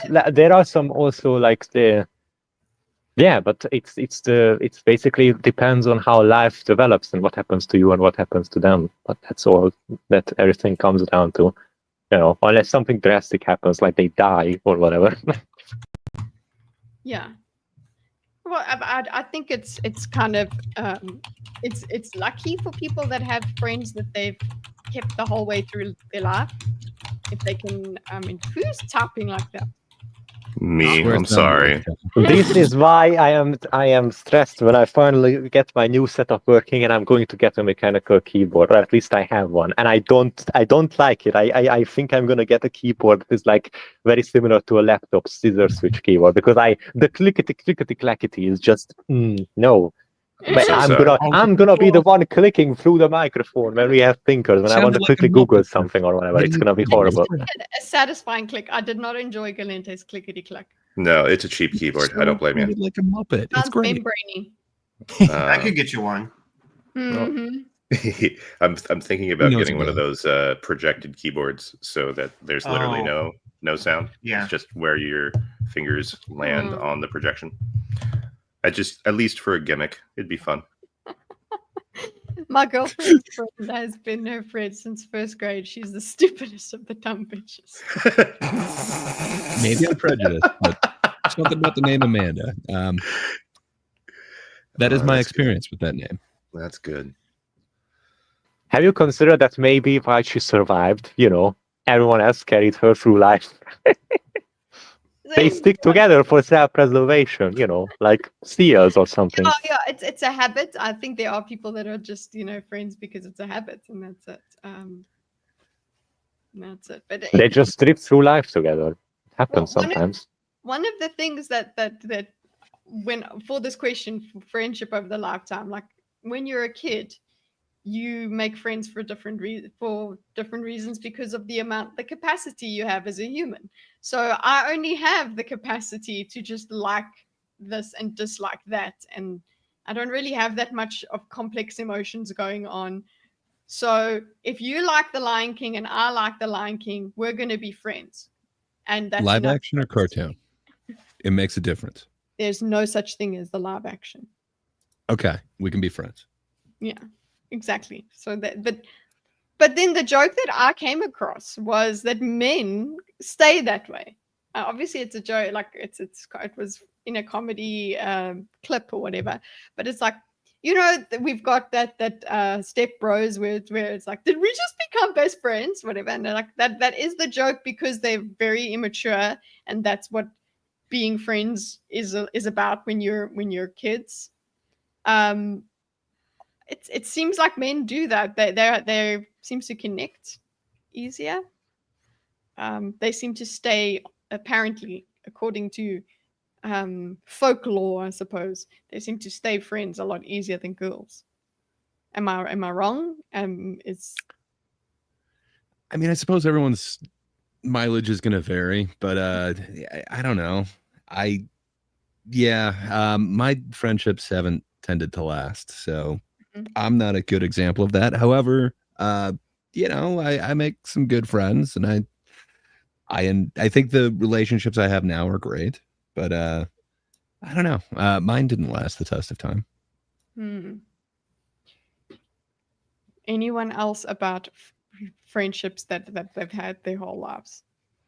Are you guys more manly than me? Do you fit the stereotype? Come on. I do still remember my first best friend. And I remember my friend. We don't talk anymore. Well, I remember him more than most people that I remembered around that age range. And we ended up reconnecting at one point years later. I think I was in junior high at the time. We didn't click anymore. There'd been too much time spent apart, I know that feeling when they've developed in like completely different personal directions. You just don't share the same things anymore, All people in the end are like constructs of their former experiences, So if you go through different things enough times apart from each other, it will inevitably pull you apart. Yeah, I think. And we were still like into the same things. We enjoyed the same like hobbies to almost a weirdly specific level, but our personalities had just changed to the point that they didn't mesh on the same level that they used to. And that's to be expected as you grow up. But, when do you find the friends that you keep the longest? Do you think? Well, if you can maintain it, that depends. That's just through the law of starting early. Like, do you guys think that you found the friends that you'll have your whole life? That we've discussed how friendship can change over time. Its circumstances, all of that. It's definitely changed. But do you think you've found the ones that will be there? You hope so? Hopefully not all of them. Meeting new people is awesome. I try not to make assumptions about this sort of thing. But then again, I never thought that the friendship thinkers would get me to be the doomer of the fucking cast. But between previous life shit that I've already talked about, and my family moved a lot when I was a kid too. So, make friends for a couple of years, move, make friends for a couple of years, move. It makes it really hard to actually have friends that you hold on to. So, you can't really put too much detriment against the friendships you currently have just because you haven't had them for a long period of time. But it also means that you can't be sure about what's going to happen later. Yeah, shit happens. You just can't plan for good or bad. It right. Just, and that reminds me of a normal relationship, a normal as in like a romantic relationship, in that you make this connection, you care about that person, and you want it to essentially go on forever. And they bang your neighbor. Exactly. That. I moved a lot when I became an adult, made it hard to keep friends long term.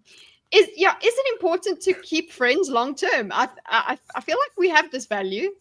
I don't know. I mean, if you want deep friendships, sure, because by necessity those take time to develop, no? Yeah. Yeah, but if they knew like who you used to be, does that mean that they know who you are now? Like, we all mentioned that we've changed a ton, but it's like, the people that I knew in first grade, like they'd have no idea who the hell I am now. I don't know if like reconnecting with one of them would be like a deeper friendship. I don't know. I've got a friend that I've been friends with her since I was 12, 11. And we've only gotten better at being friends. And she's always been awesome. a constant connection with me. I love her. Like, I love that woman. It's a weird thing. Like, we will go months without talking, and then we talk again. that's actually another thing I wanted to ask, because now when we have friendships as children, your friend is the one that sits next to you in class or whatever, and you see each other the most. And then, okay, then you have your high school friends, and maybe you'll go out a couple times, and then you have your university friends, and you see those people.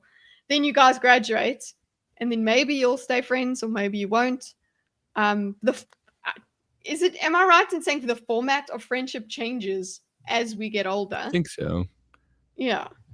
I mean, we get Patrick into points different out- situations, and different situations demand different action, and the actions you always conduct are the base of basically who you will get to be friends with or not. So by necessity, as you get older and move through the different societal phases, the way you create friendships must change, basically. Absolutely. Well, for sure. I mean, there is the taken to the it's funny conclusion is, of course, after all these years, the things that you related on, they have to change. And yeah, catching up with your based on kinship. Chalky milk is pretty good though. Like, come on, it comes from the brown cows. You want to go on the Patrick swings? points- No, sorry, no, Ray, I don't.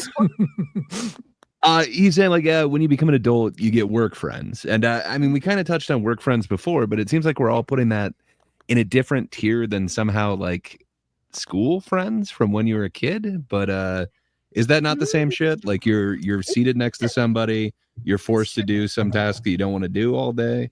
Just maybe you play with like action figures with them or something. I don't know. It feels like you have more of a choice with them at school than at work. At work, it's like in order for you to continue working, you have to get along with them. Growing up is kind of an adventure. It's an ordeal that you're going through with your friends. You're learning to become a person. Presumably by the time you start work, you are more or less already a person. Should hope so. Yeah. Okay, But I that makes interrupted you, sense. Kitteh. No. So we're talking about whether a work friend is the same thing as a school friend. A school friend, like you said, you're going through an ordeal sort of thing. You're growing and finding out who you are. So it does seem like those are more important than your work friends. But then, like I said, work friends can turn into real friends that stick with you beyond the job, which is what's happened with one of my closest friends. So, look at how I met everyone. I've got a friend from primary school, or elementary, I suppose is what you would call it. And I've got a college school friend. What are you Primarily, laughing at? Apparently Patrick grew up in Deary. Wait, Patrick. Oh my God. We always stayed close because we went through it from a shut up, Patrick. Then we did an 8-way. You did an 8-way. Patrick, I'm trying to have a serious He conversation. had a Stephen King childhood. Don't worry about it.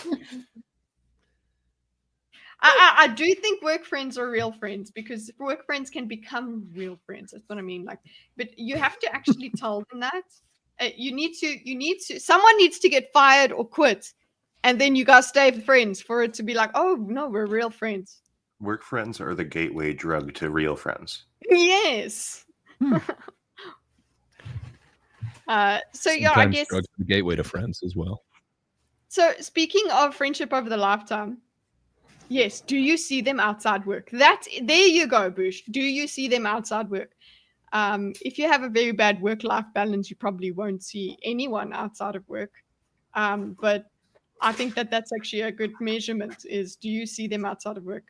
Like, I had a very bizarre living. So I kind of had to spend time with, I don't know if I would call them work friends.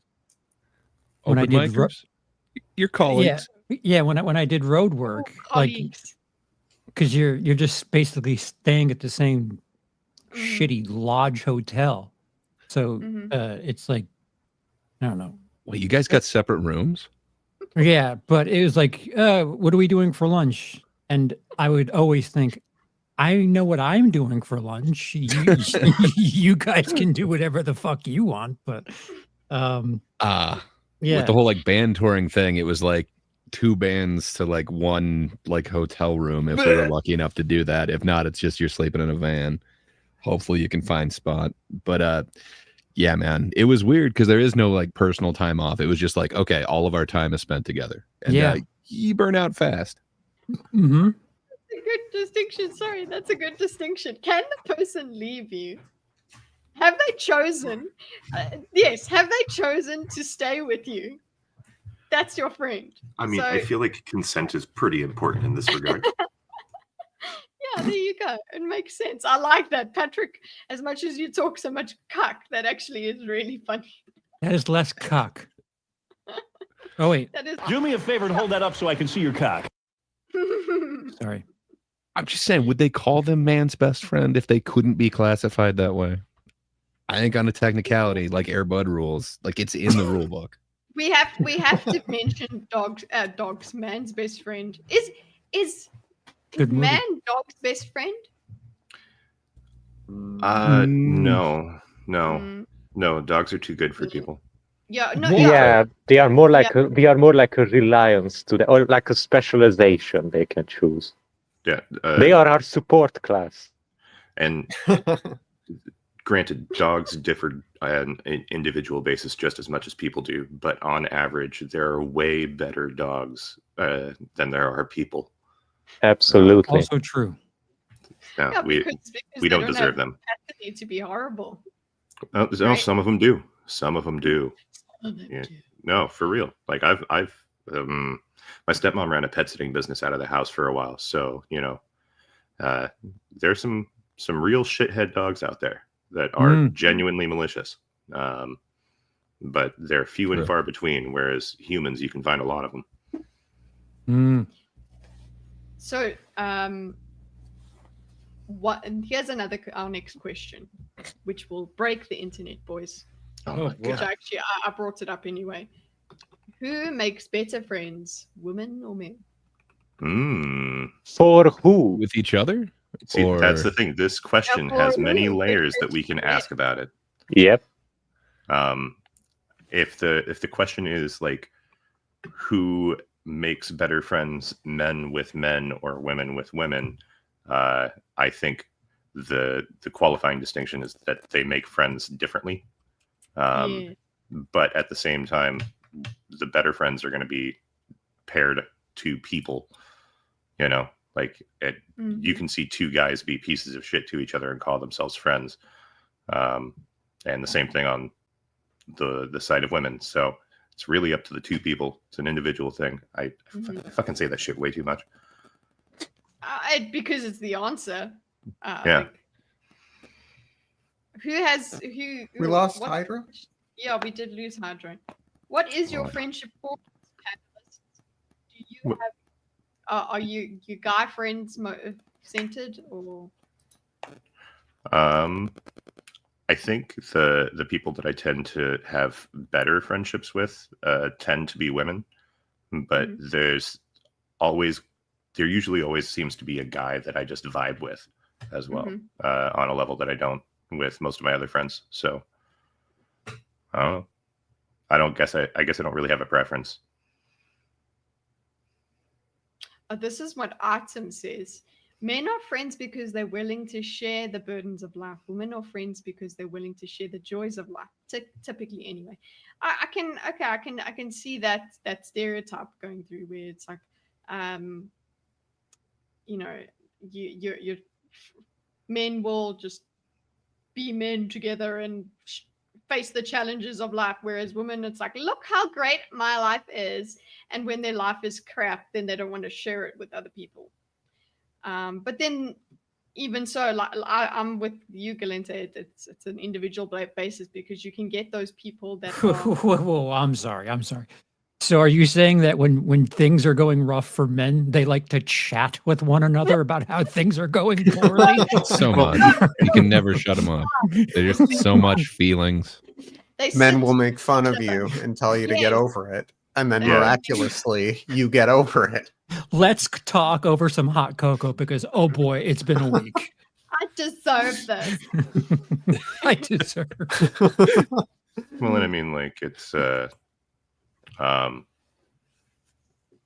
Jeez, So my are thoughts we gone. saying Sorry, that forgive me. men? So with that said, Charles, are you saying men aren't good friends? No, no, I'm not saying that. I'm just saying that I heard trauma.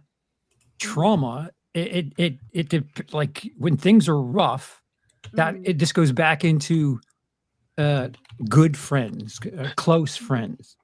Yeah. You don't talk about, oh, when I was 10, I was touched as a kid. You don't talk about that with all your friends. There are certain people that The you talk special about trauma with. So I don't think it's a one size fits all type thing. But you can't open up to women either because they'll gossip about you.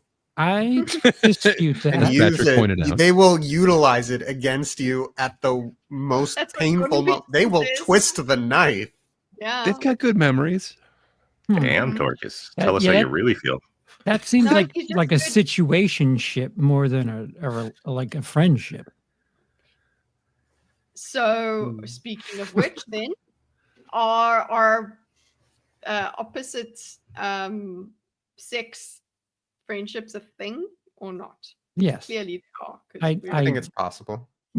I mean, they can be. Generally, there's some sort of imbalance, but they definitely can be. I don't know. Are we saying like ever or? So another one that you had on the thing was like with an ex. I don't know if I could be friends with an ex. Maybe it's just the way that like everything kind of ended, but someone that I've never been romantic with, like, yes, of course, I could definitely have a relationship with a woman that's just friendship. Yeah, I think if you can manage to erode the possibility of physical relationships, it's a bit easier to just be friends.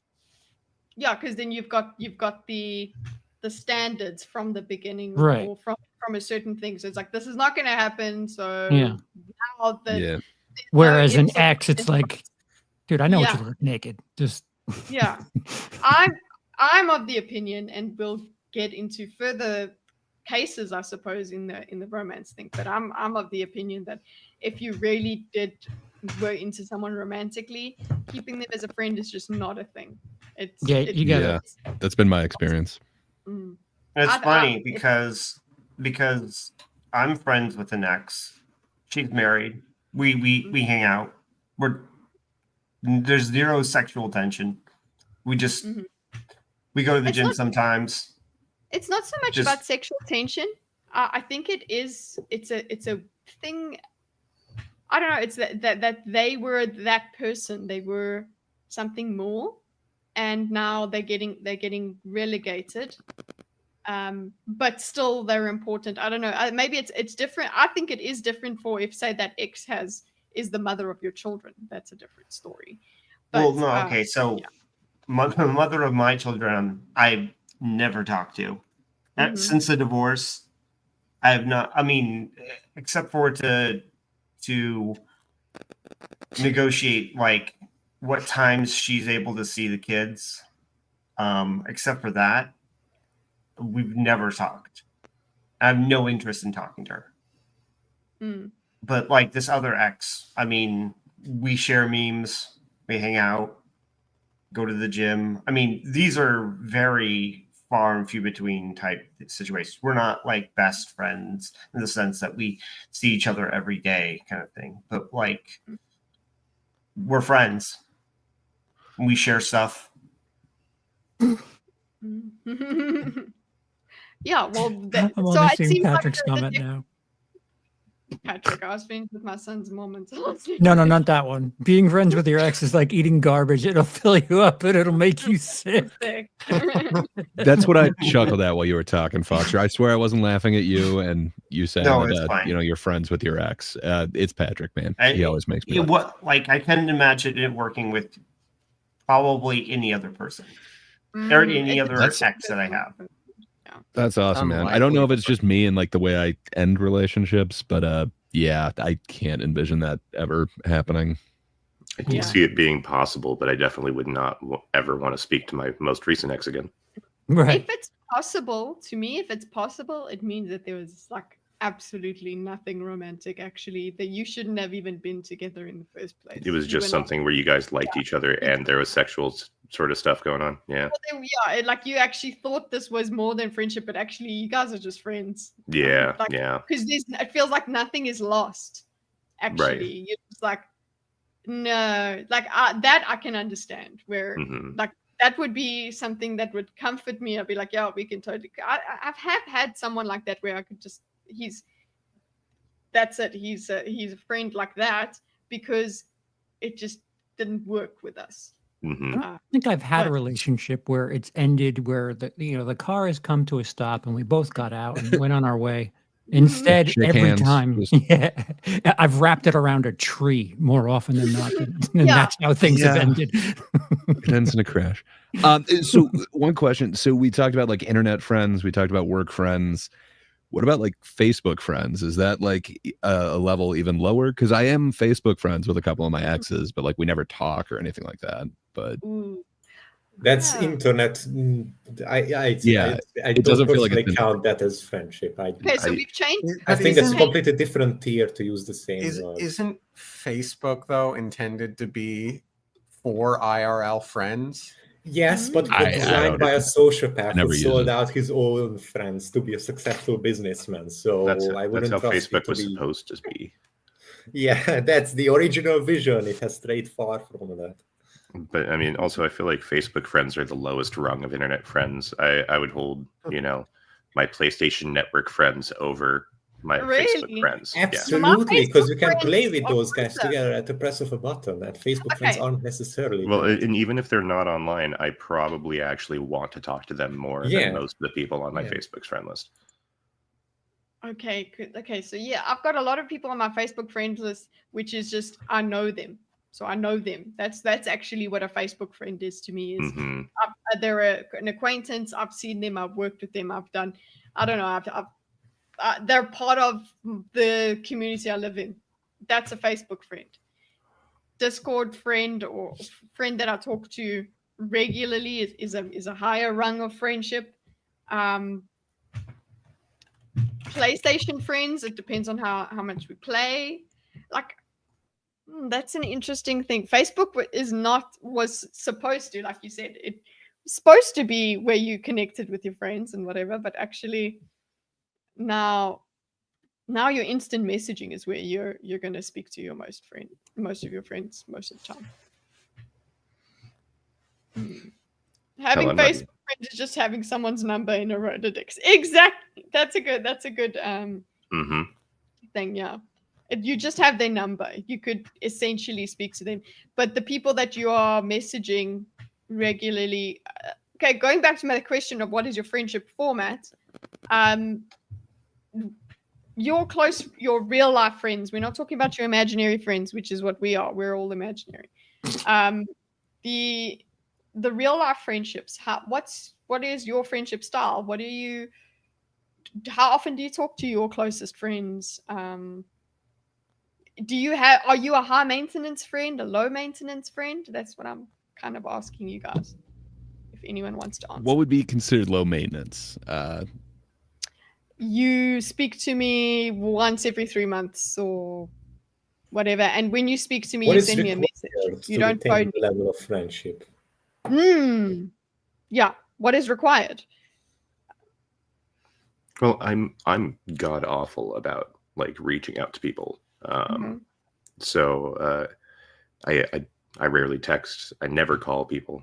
But if I see somebody, I'm genuinely enthusiastic about it's like I talked to them yesterday. See, guys, send a message to Galante because he sure as fuck won't come looking for you. Okay, make his day better. Okay, think about him once in a while. Talk to him. Where's the lie? I'm not going to hide. So. There's two edges of that sword. Thank you. I appreciate that. But also, do I deserve it if I don't reach out to my friends either? Yes, you know, I should do the same thing for my friends is the point that I'm getting at. Well, the reason I asked this question is there is something. Have you guys heard of something called Wednesday Waffle or Waffle Wednesday? No. Nope. Okay, so one of the things I've now been told about in the past few weeks, by two separate people, was there was like a trend on or a thing on TikTok or whatever where they explained that you should send a voice note or a video to your friend over instant messaging or whatever, where you kind of just give them an update on your life, and you waffle on about your life as if you're on a phone call. But then you send it to them and then you leave it in the inbox and then you write. I suppose people used to do that with emails where they would just catch up over email. So this is like a revolutionary thing that's now so I started this with my friends because I don't want them. There's a lot of them that I feel absolutely connected to, no matter when I speak to them and no matter how much time goes in between. And then I speak to them and then I'm like, wait, no, this does feel a bit like I don't know what's going on in your life. How can I call myself your friend if I don't know the struggles that you've been through and all of that? And also, if you've gone through certain things and the only time that you thought you should speak to me is when you're doing something bad or doing something bad, when something bad is happening to you, that's when I will be there for you. But I also want to be there for your victories, right? So this whole thing, we started it yesterday, and it is it's a strange thing. It's not as committal as a phone call slot, which is what I have with my mom-in-law and my parents. But sending a video update seems like a nice idea. What do you guys think of that? Is it too high maintenance? High maintenance? Mm-hmm. As in like a requirement for you to remain friends. Like that's why I asked you guys with your friends in real life, what is it like what makes them your friend, your close friend? Like, do you just hit them up randomly? Do you send, or like I know the format that my husband's friends have is you guys send each other reels, just jokes all the time. And then if something really bad happens, then you can talk to each other. They were sending music to each other today. Like, what is the format? You guys are really, it's like pulling teeth here. Hell no, Kitty. What do you mean, Boosh? Sorry, I was just reading Patrick's comment about topography. I don't know. So how often would that have to? How often do you have to send a video to your friends in order to actually be friends? Yeah, have to. The thing is supposed to be that it's supposed to be every week. That was the idea that went around. So gotta be honest, that's a bit high maintenance. I have trouble calling my friends every week. Hell, even texting. But I'm very bad at communicating. I guess I'm bad at initiating communication. I would rather just suffer alone and assume everybody else is doing better without talking to me. But yeah, it feels weird. Like if something bad happens, like just reaching out to your friend to say, hey, this bad thing happened to me. Like I remember I had that kind of feeling where I'm like, it feels weird. Just I'm gonna send a message now to somebody to tell them something bad happened. Like, yeah. Even though And I know that also, they about it, it's just it was awkward for me. You also then risk being the friend that is like just always negative, that people don't like to be around. I'm in a weird place because it's like I don't generally talk unless I have something to say. So it's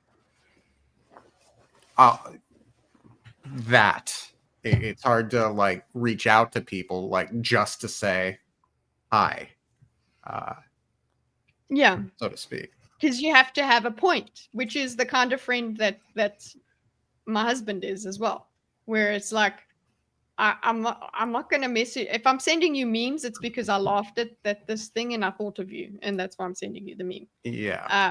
But I'm not just gonna phone you to just sit and say hello and do nothing on the phone with you. That's some people that's a requirement for their friendship. is that there has to be a certain amount of time that is spent on that person for them to be your friend. So that's why I was asking how does it differ amongst you guys? I mean, I feel like the idea of the like weekly call only becomes high maintenance if it becomes a requirement. Yeah. It's not an unreasonable ask to just like shoot off a 90-second little video call once in a while. But at the same time, if it gets to the point where it's required or somebody's just going to write you off, I feel like that's kind of, I don't know, asking a bit much, even though it's not much. It's the way that you're asking that's becoming. Yeah, it's becoming a. It's becoming a requirement. It's becoming a job.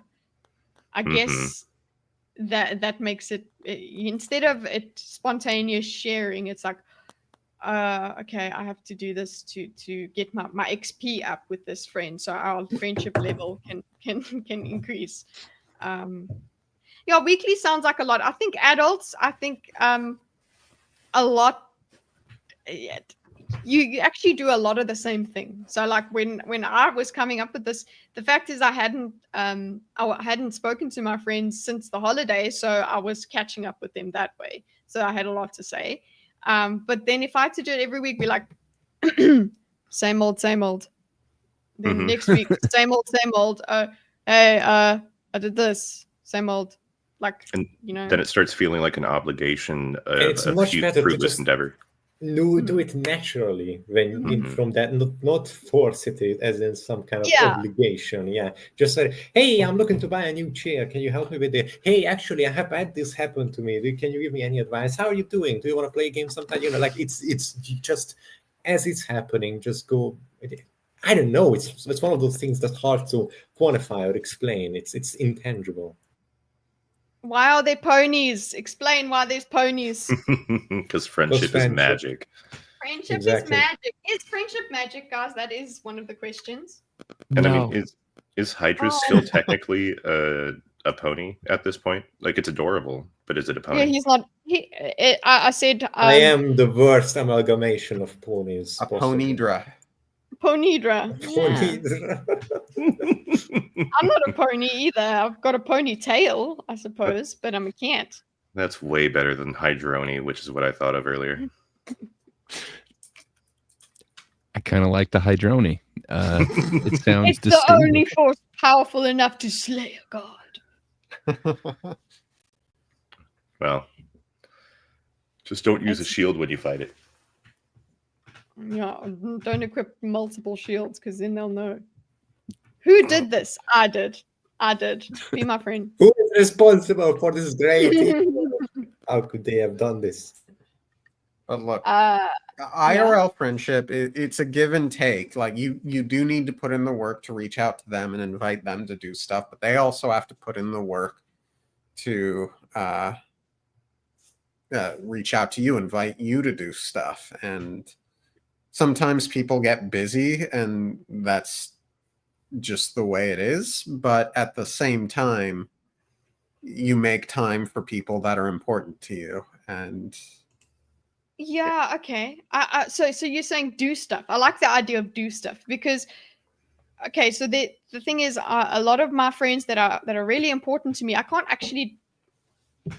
do stuff with them, but the thing is, our friendships were created in real life, and they're not used as to opposed online. to in a lab. Yes.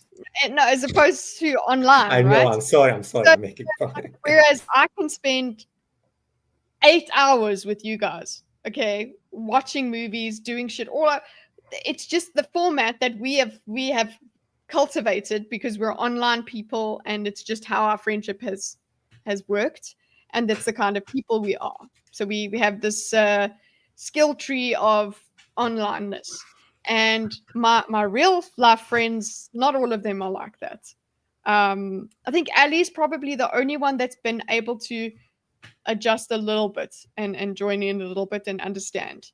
But yeah, so real life friends that are then scattered around the globe, that is what this Waffle Wednesday sort of thing is supposed to be, is like you share your life with them, but it's not I'm sharing it to my Instagram where everybody can see it, or I'm sharing it so that it's just anybody who's interested. It's like I'm sending it to you and speaking to you and telling you about my life. But I don't know. I like the idea of doing stuff. That's the reason. I know that we come back to the joke of butt stuff, but I think that's actually the reason that's what friends are. You share common interests and then you do life together, right? Mm-hmm. Yeah, I had friends I would go on hikes with and stuff. And that's what so is that what you do with your real life friends? Is that what a real life do activities before I moved? Yeah, I had like a small group of people. I'd be like, hey, I'm going on a hike if you want to come with. I mentioned I played pinball with a lot of people on a regular basis, and yeah, it's all about what you find fun to do, and then finding the group of people that also enjoy doing that as an ability to share something with people. Mm-hmm. So do you guys have any advice for me to maintain my friendships with my IRL friends that I actually speak to less than I speak to you guys? I think that Waffle... you're doing more with them than we do. I don't think any of us have like weekly video. I've only just started that. I've only just started that, and it is work, which I'm excited to do because it makes me feel good. I love them, so it actually it's like, oh yeah, shit, I enjoy talking to that person. Remember them? Let's tell them stuff. I think Waffle Wednesday is something that'll be perfect for you. You know, like in the situation where you have real life friends that are just so far away, it's perfect. But yeah. I think actually, like one of my friends, like she didn't like the whole idea of talking at the camera. She didn't feel comfortable with that. But then she also sends photos, so she takes a lot of photos of what she's doing, which I also appreciate.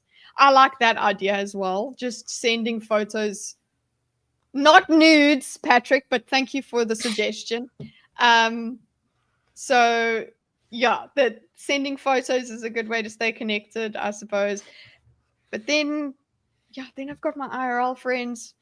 My last question is, what makes an online friend a real friend?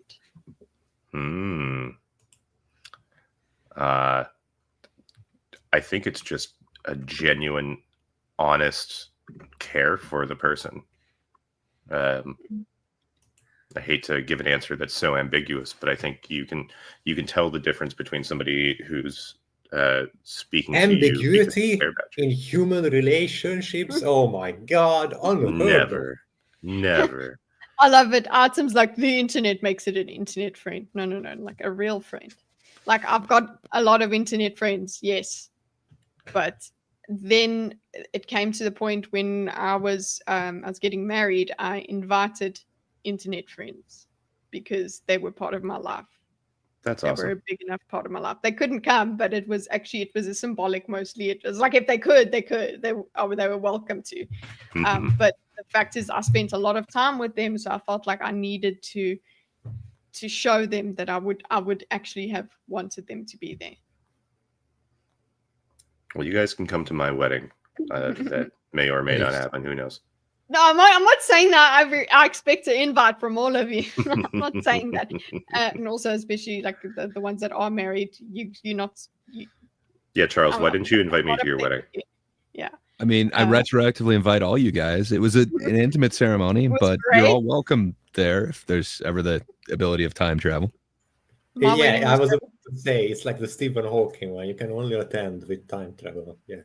And I guess that the fact is that then you do really know the person's real name. You get like the proper. It's not like Kitty and Mr. Kitty are getting married, and that's it. Like, you actually that's the step that you take. You're not just doxing. You're not doxing. You're actually trusting that person. Shh, Boosh. Shh. Don't let him know. Yeah. Okay, well, are any of your online friends real friends? Don't worry, you don't have to say that I'm your real friend. But I'm many saying, of them. I would like say yes. I lost an online friend, and it actually only hit me how I was actually really distressed. He passed away, and I actually got really, really upset about it, and for a little bit people didn't really understand that, and I was just like, no, the fact is that person is gone. Yeah. And I was actually really sad, and people just, they didn't compute that I've never met that person in real life. How could I literally shed tears because that person died? Because you were invested in them. Yeah, it's not even like investing time a lot. Like, also one of the most hurtful things is that I hadn't spoken to him in months, and then the next message I get is from his mother telling me that he's passed away. And like that, that hit me hard. Like I needed half a day of work at least. I couldn't stop crying. Like, I don't know, that's a real friend.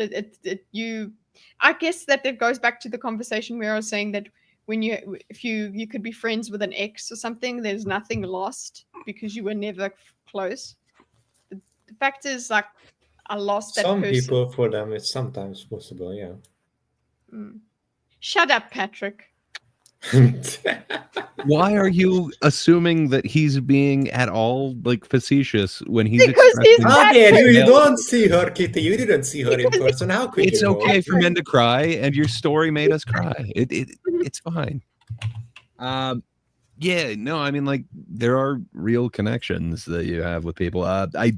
So I guess I'm willing to dox myself. I would consider you all friends. You know, like I don't know if I've shared as much with people in my real life as I have with you guys. So do your IRL friends know you're married? Most of them do not. I like to keep that very under wraps. I was thinking of maybe breaking it to them one day, but so far, no, none of them know that yet. Wait, does your wife know you're married? She's gonna find out about it any day now. She has to be wondering why the ring's on there.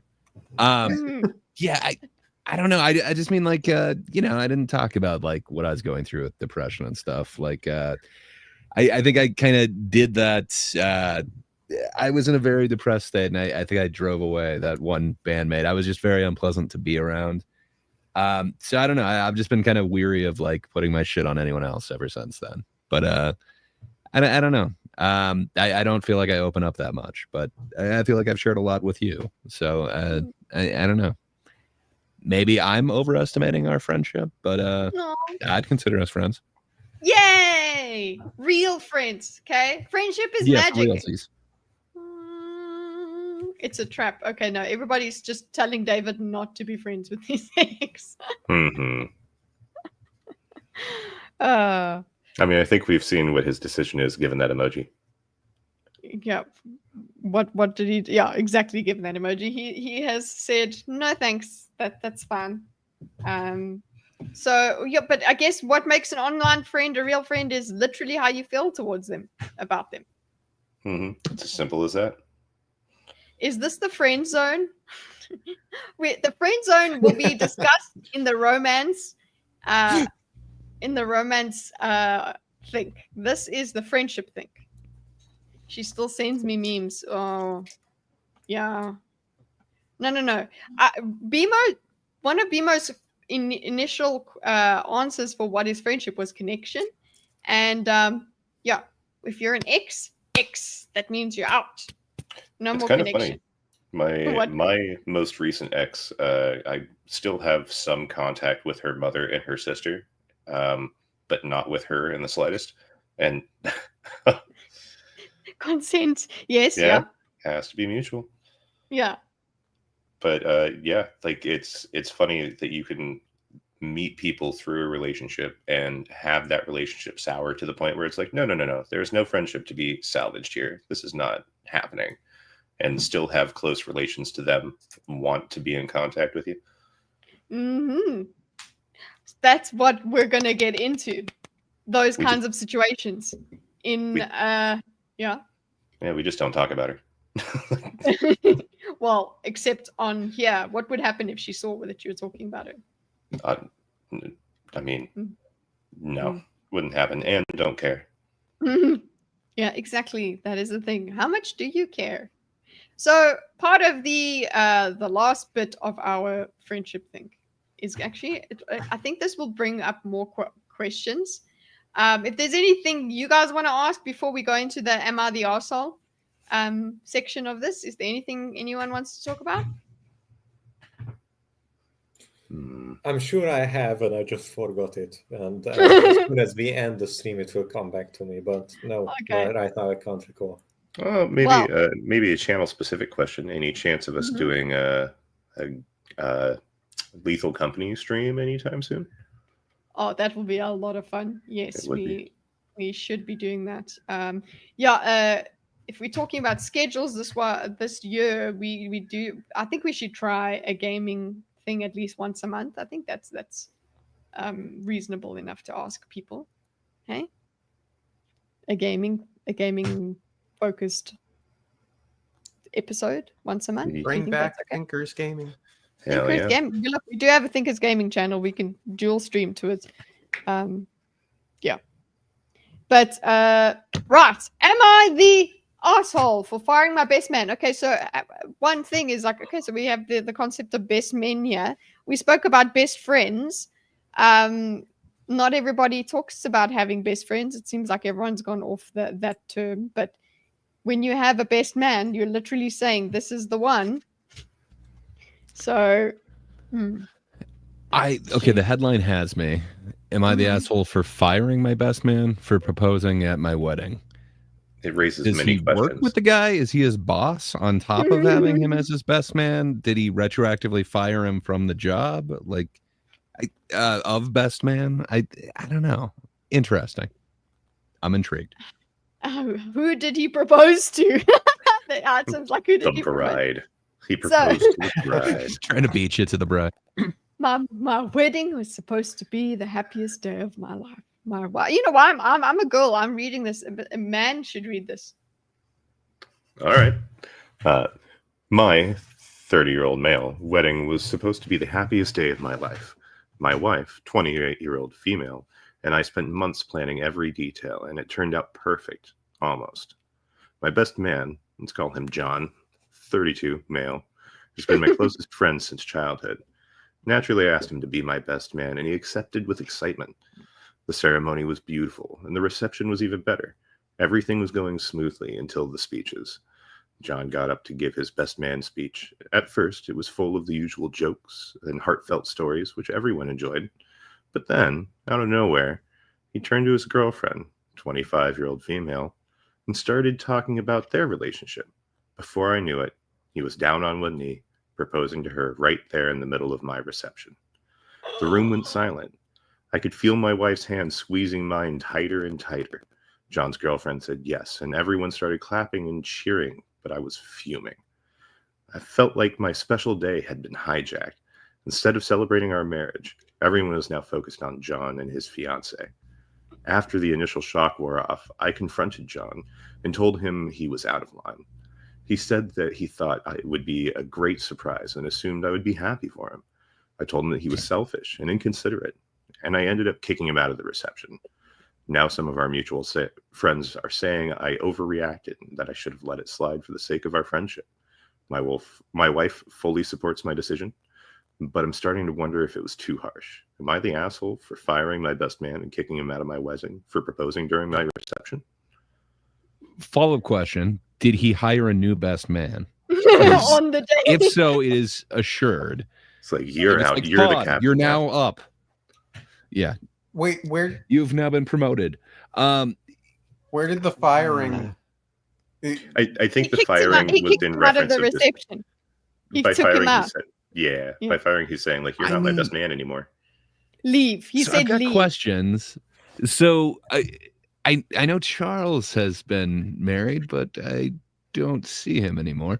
Fair enough. I don't know any male who has considered their wedding their big day. Yeah, that seems. I mean, that seemed odd to me. Yeah. Yeah, sorry, my special day, as David points out. David is on point this with is this. a woman. This strikes me as like different personalities will feel differently about this. One guy could be fine with it, another could not. But at the same time, doing that strikes me as the kind of thing that you should probably talk to the bride and groom about before committing to. Yeah. No, you should just never do that. Yeah, there are so many levels of like, you didn't first of all organize this or talk about this with anyone, and then on the other side, I understand all of the obsession being upset about it as hell, but then you also kind of threw the ball when you just immediately kicked him out and fired him and whatever. Like, it's not. But he failed at his one task. He's supposed to be the best man. I would say he is the worst man if he's taking the attention off your lovely bride. True, it's but her day.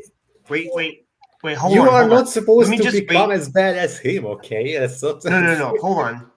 If somebody is being your wingman and instead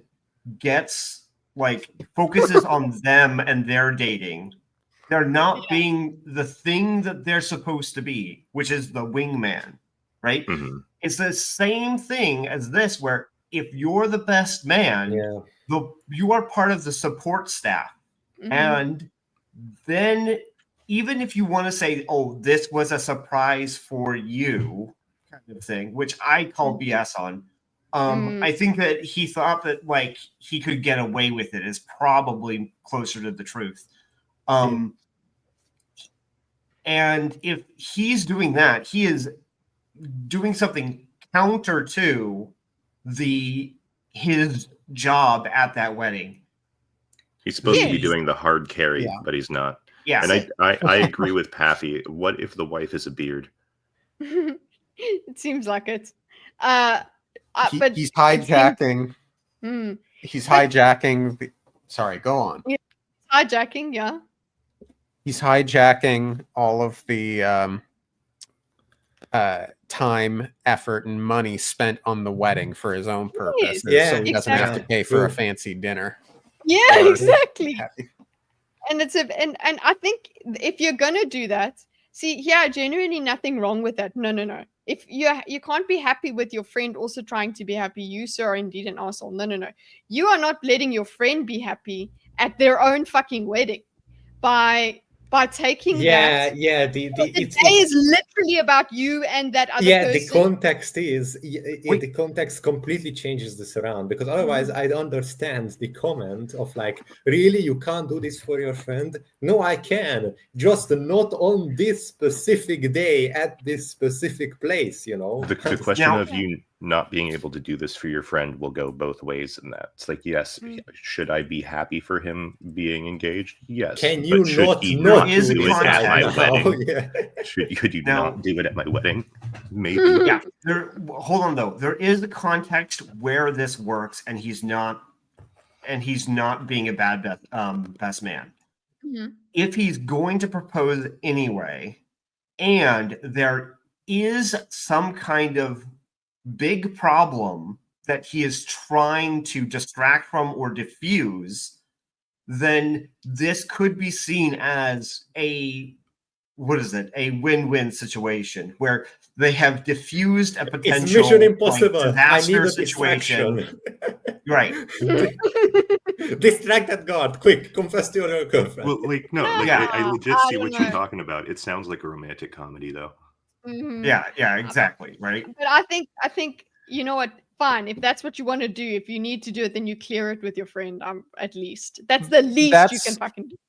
Exactly. That's what it comes down to for me. If my best man came to me and said, "Hey, can I do this?" Honestly, I'd probably say go for it. But if he just did it without talking to me, I'd be like, "The fuck you doing?"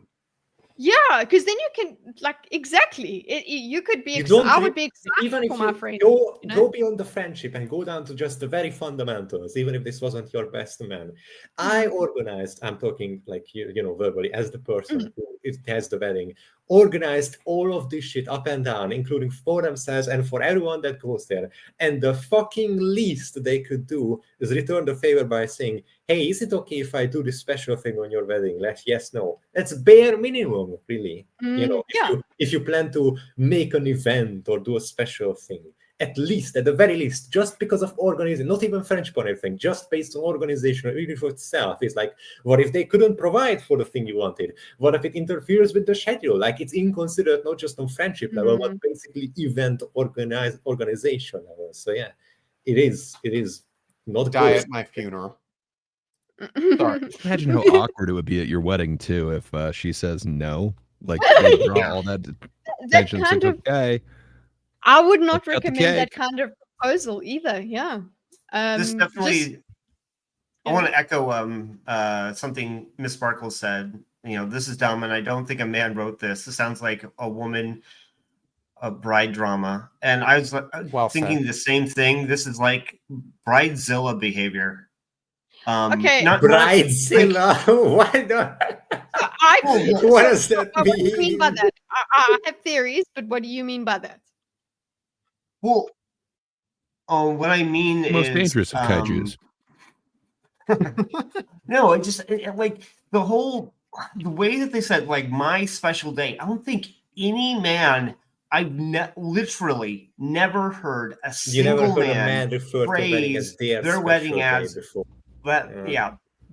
Like their most special. It's something that women tend to say. I think that's why people are like, did a woman write this? Because it uses those phrases, those idioms, or how should I say this? Those that are very common or are very societally even expected when women talk about their weddings. So they immediately like, sounds like a woman. Yeah. But okay, the way it's written, absolutely, I'm skeptical because of special day and all of that stuff. But I would say that it makes sense. I think my husband would be pissed off for not knowing or something like that. But No, you would you refer to it as a special day, or would it be? Yeah, you your would special just say, "Hey, it was our wedding, okay?" And so, like, my best man's, the best man's supposed to say a nice speech and make everybody laugh.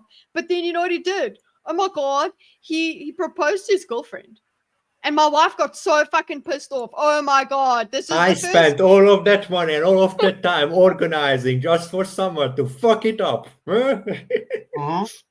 But Artem here says, I can fully believe this post was written by a male narcissist. Okay, so we've got some theories. Okay, that here, is guys. also possible, We've but the got he's likelihood of gay that and has to be he's weird. taken into account. The likelihood.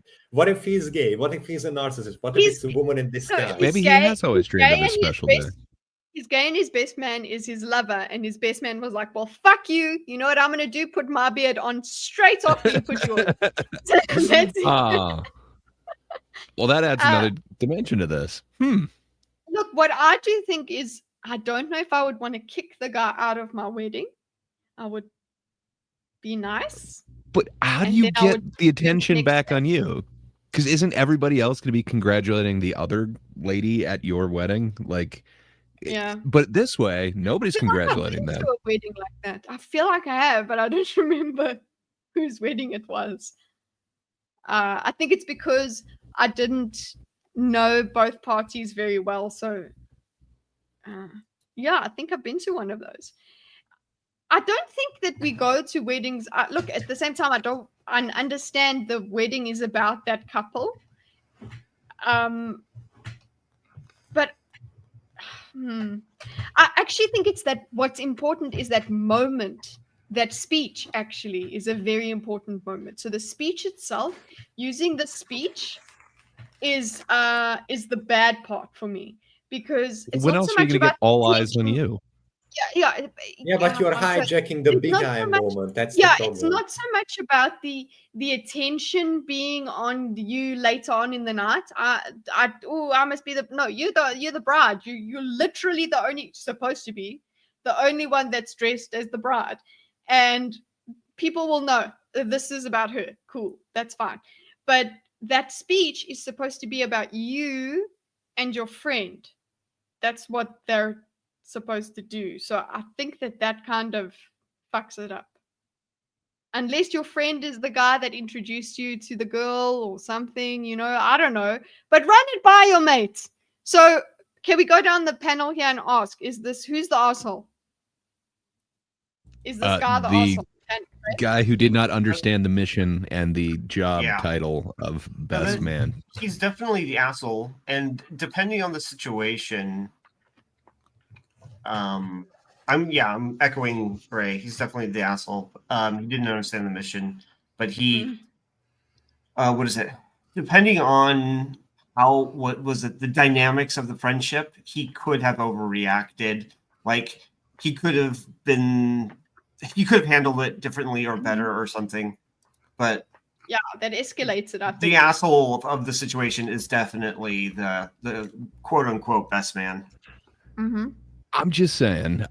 So I'm kind of echoing what Miss Sparkles said. So I went to a really trashy wedding where somebody other than the bride and groom announced at the wedding that there is a pregnancy going on. And it totally felt like it was like a sister trying to steal the spotlight. So it was about her. It made the entire night super awkward. And you had a whole bunch of people going up to her and congratulating her, even though it wasn't like supposed to be about her. I don't know, man. I think the only way that you get that attention back on the lovely bride where it deserves to be is to kick them out of there. I think the poster, if I'm taking everything at face value, I think OP did nothing wrong. Like that's the only way to get the attention back on the bride. And hey, people can hate you, but you know, every bit of good attention is still going back to the bride.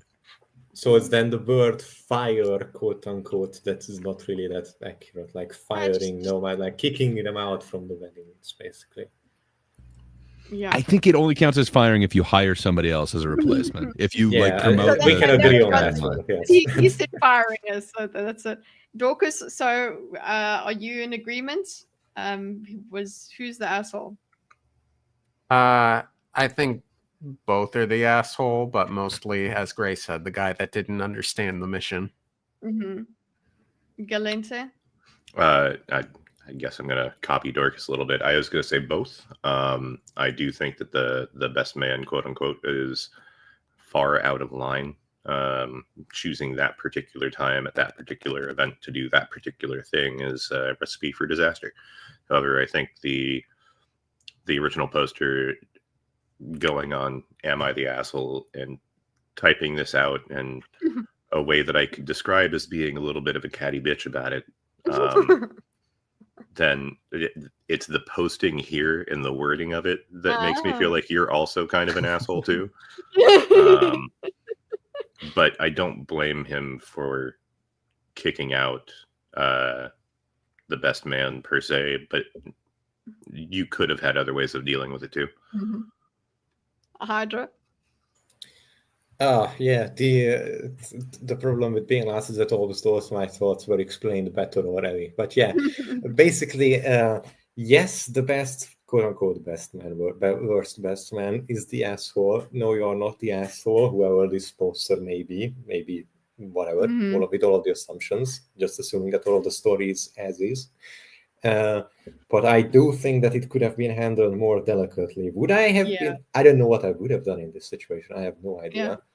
I would have been probably just mad because of organization, because that would be difficult for me. I would be pissed about, like, you didn't. I was the one who organized all of this, and you didn't fucking even consult with me of just throwing a valve wrench in. Would work. Yeah. But yeah, the honestly, I wouldn't know what I would do either, but I do think that it could be handled a bit more delicately than just kick him out, be angry, type online. I don't know, like, yeah. but yeah, it is ultimately the quote unquote the best man that is like total mission failed, gets kicked from team, banned from server. You know, I think I understand Gray saying like kicking him out gives the tension back, whatever, but it escalates everything. It makes it depends. Dramatic. It maybe removes even more attention to it because it's now not there. Like it could backfire. There are numerous ways it's now drama. It's now drama. It's not saying, oh, there was an issue. I'll take all the heat. Everyone can hate me, but no, like you're not going to be congratulating some other woman at like my wife's big day. Like, nah, it's about the bride. So I would rather that. And yeah, it could go bad, but like it is already awkward as hell because they chose to do this in the speech. It is awkward. Yeah. PSA to everyone, you're only allowed to announce divorce at my wedding. Okay. Well, I've got a new See, one. that kind of drama is allowed, according to Patrick. Okay. Okay, so you thought that was bad. This is the most womanly of woman things. Okay, so look, TLDR. boy. Okay. I don't know if I don't need to read the whole thing, but basically, the reason I included this one is what is the responsibility of friendship?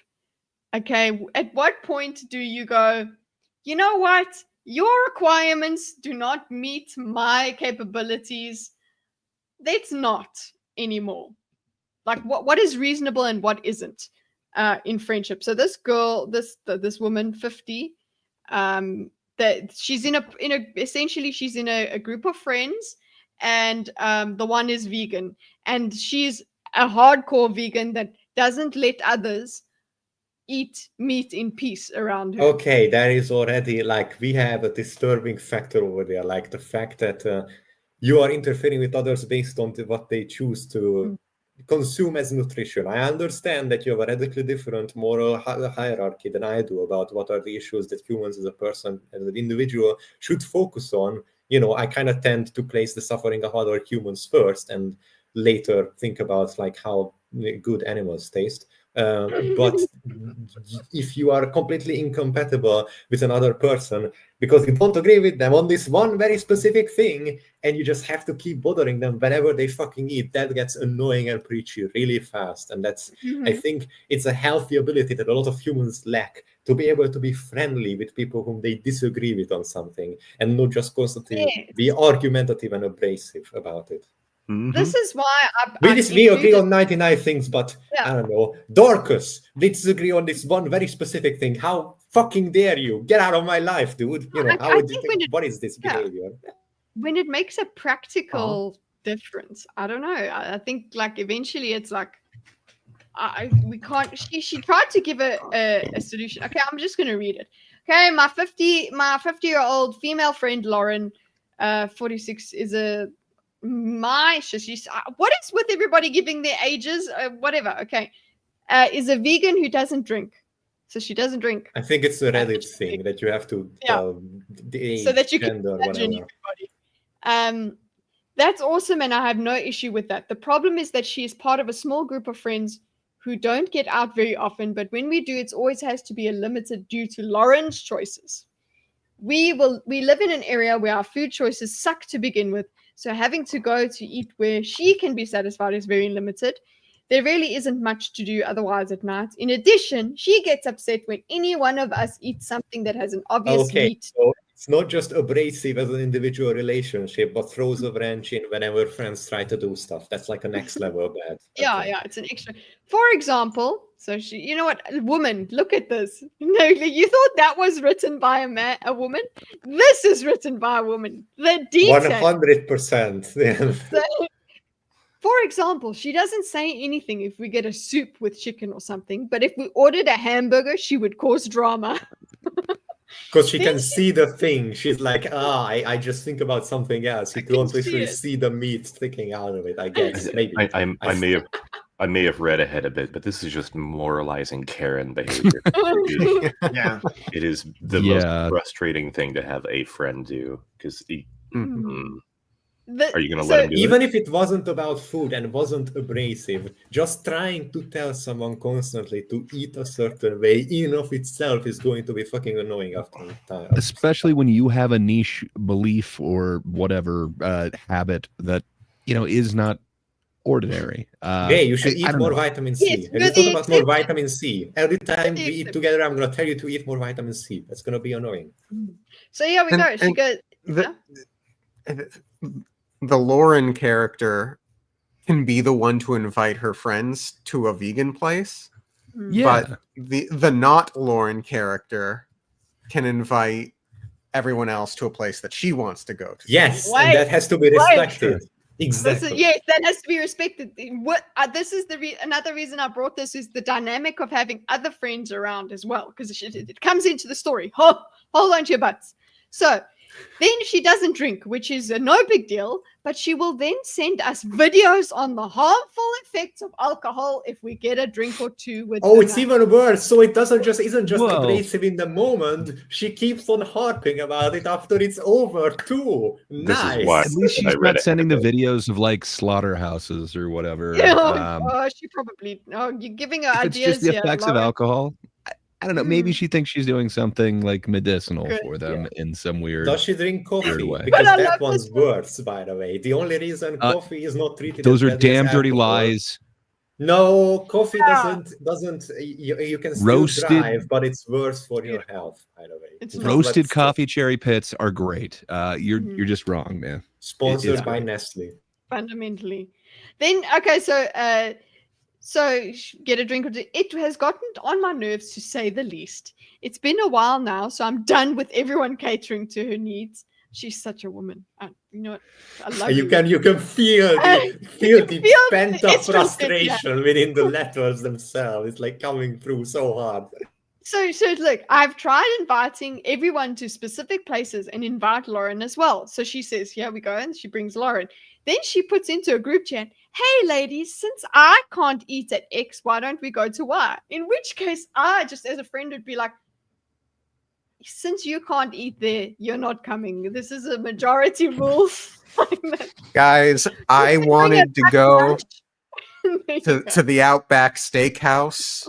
I invited everyone to the Outback Steakhouse. If you would rather go elsewhere, you can go elsewhere, but I am going to the Outback Steakhouse. No, I'm going to demand know. the The host thing of is the that- event to cater specifically to me, okay? The thing is that most places have like a salad. So I mean, even if she doesn't get, like, even if she's No, like that's vegan dressing. Andrew, wrong salad- assumption. You assume that she's a normal person. No, she will demand that everyone else get the salad too, and then we'll turn all of the people to all of the people in the same room who are getting the salad and start shit with them 100%. You're assuming that they are a normal person who just care about their own diet, but no, they're trying to focus on other people too.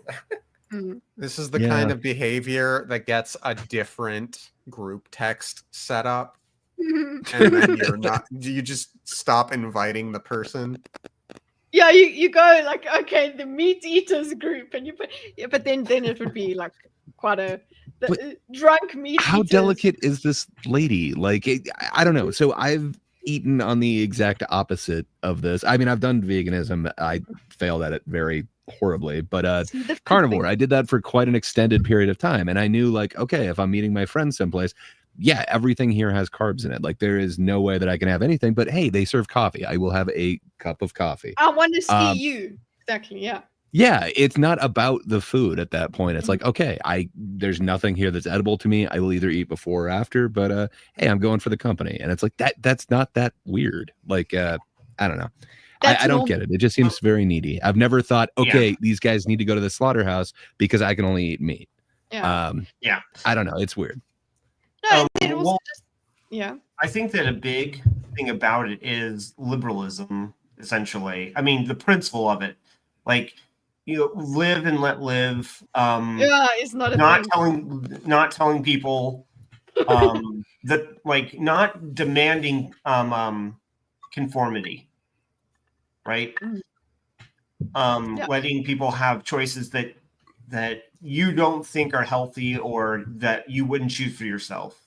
Like the liberal ideas with the big L, capital L, liberal of like personal. That's what choice. also being friends is about as well. So like, but when it becomes something like this, it's actually you eventually are, your friend is being the one that's No, Kitty, all of my friends are just extensions of myself. It's me, me, and me, and I control their body, and they share all of my opinions and do as I say. But also, of course, then of course the other ones decide we should go to Y instead. So this is now another thing with this friendship dynamic. Like, why is everybody catering to this woman's needs? Are they also like walking on eggshells with this Lauren chick? That they don't say, you know what, Lauren, shut the fuck up, have a coffee. If it's a small community and they don't feel like they have a lot of friends anymore, they might feel pressured into going along with what their friend they've had for a while wants to do. And in defense of like sober vegans, the coworker I was talking about earlier, who I share slurs with, he is a sober vegan, and but he'll go to the bar with me and eat a salad while I eat a burger, and we don't talk about it. We just make our choices and go on. I agree. When I was doing the carnivore thing, like also alcohol is not allowed in it. Otherwise, you're not a true carnivore. So I don't know. Again, like even in a bar, I just order a coffee. I love coffee though. I'm sorry, Hydra, you're wrong. Coffee's amazing. I never said it wasn't amazing. I said it was unhealthy, but I like it. If you impose restrictions on yourself, whatever they may be, it's not necessarily for everyone else to cater to them.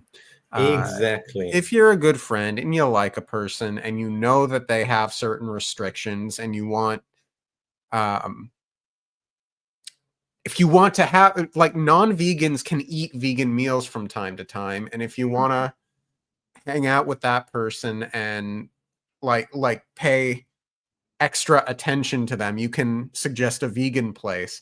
But ultimately, when you institute your own restrictions, you have to understand that not everyone has to abide by them or account for them. But she seems to think that those restrictions are the best thing in the world, and therefore it's like, I guess it's like religious, sort of, to the point of religious things. And it is too as well. If all of these people were constantly like bitching and telling her to like eat meat and be a normal person, that would be not nice behavior either. Yeah, it's not worth being friends with them then. So this is what she's done. So this is her solution. What has happened? I have backed off going out because I don't want to spend money on food that sucks. So it's limiting and is expensive, or have my intelligence questioned by sending shit about the effects of alcohol, as if we're not beyond all. Pissed. I can hear the steam coming from her ears. She's like, I barely drink anyway. Just shut up, bitch. So she asked why I keep bailing. So no, she did ask. So she says, why'd you keep bailing? So she actually did a passive sort of thing, or like she withdrew. She's like, you know what, I'm not even going to bother with this. Which I don't know if I would have done. But she asked why I keep bailing. So I told her, I respect your choices, but by the very nature of them, they have limited mine. Being that I don't have the ability to go out often, nor unlimited funds, this sounds like a formal letter. I'm only going to go when I know that the entire experience will be. Stop. I just realized this is a formal letter because previously she wrote like 5 different ones, but they all read like a fucking rambling death threat because of how angry she was.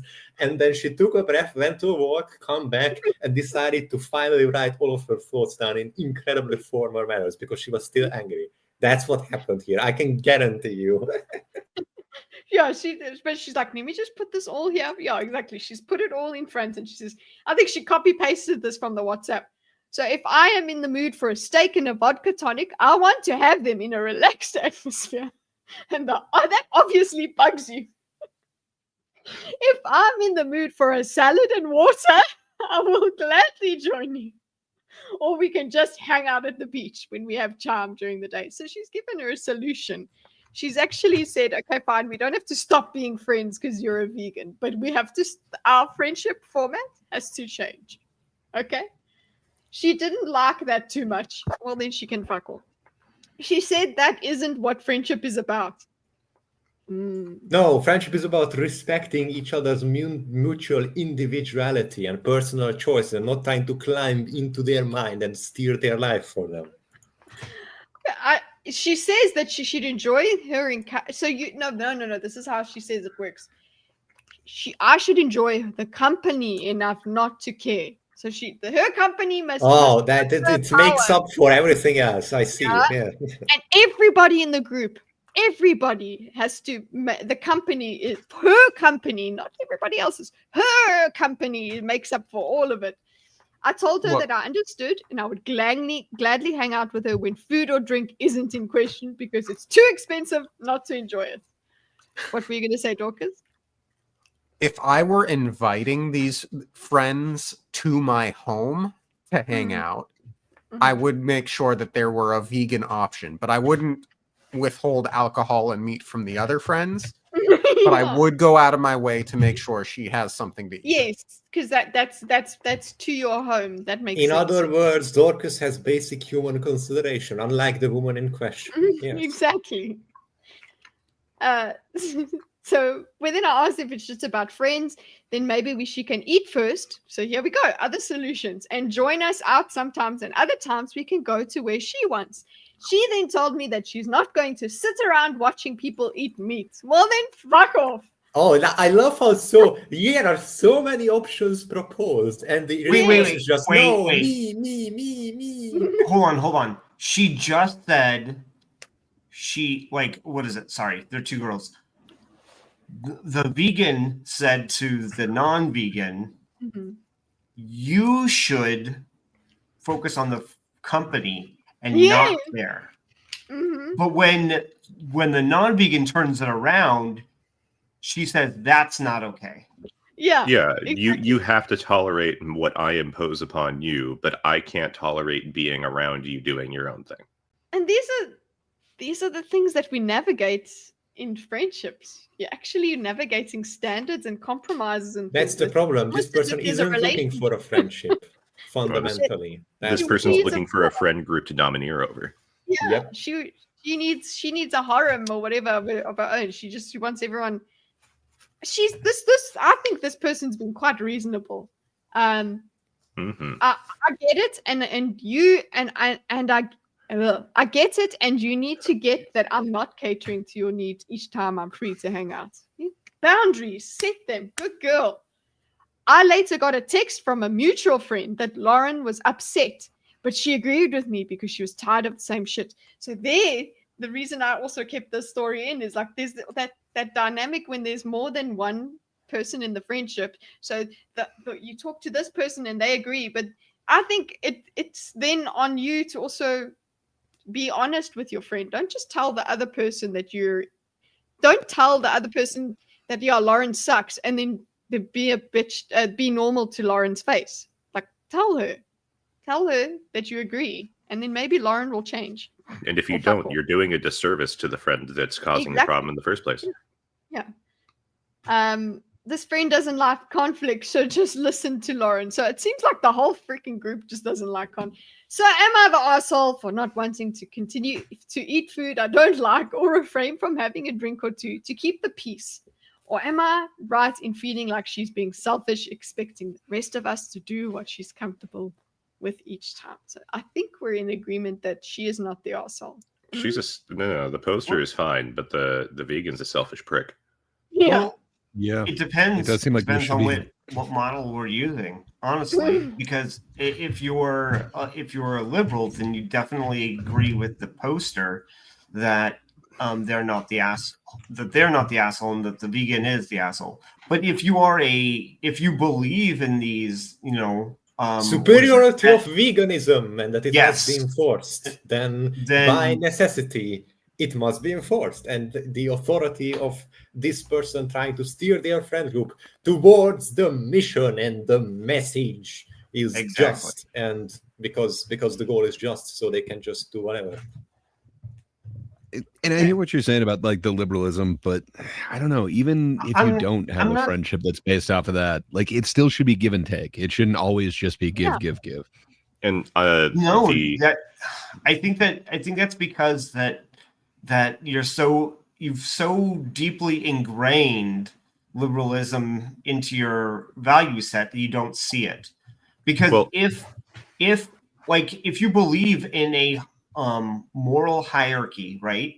And what is it? And what do you call it? Kind of like an evangelical-esque behavior, right? Like everyone needs to be an activist to some extent, right? Because there are those people that believe that the only moral way to live is to be an activist.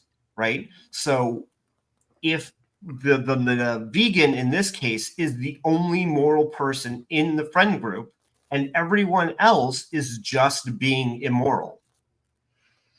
I would say that you don't have to be a liberal to be on the poster side by any means. Like I have a friend of mine who's I'm not saying sorry. No. I'm not saying formally. I mean informally. I mean like have those values to some extent. I know, but the example I was going to give is of a friend of mine who is a self-avowed anti-liberal, anarchistic communist, and he wouldn't stand for this shit. Mm-hmm. Yeah, because it's just obviously because message, you know. Okay, so well, no. I'm just saying, like, he would not be okay with somebody trying to enforce their values like this vegan woman is. Because he would have the same ripples. His message of anarchism requires that it not be authority enforcing, even if it is over just a group of friends. You know? We are talking about somebody who's an anarchistic communist, so you have to take that with a grain of salt. But I know, but in of itself, we have a problem with that statement because it's like saying square circle. Yes.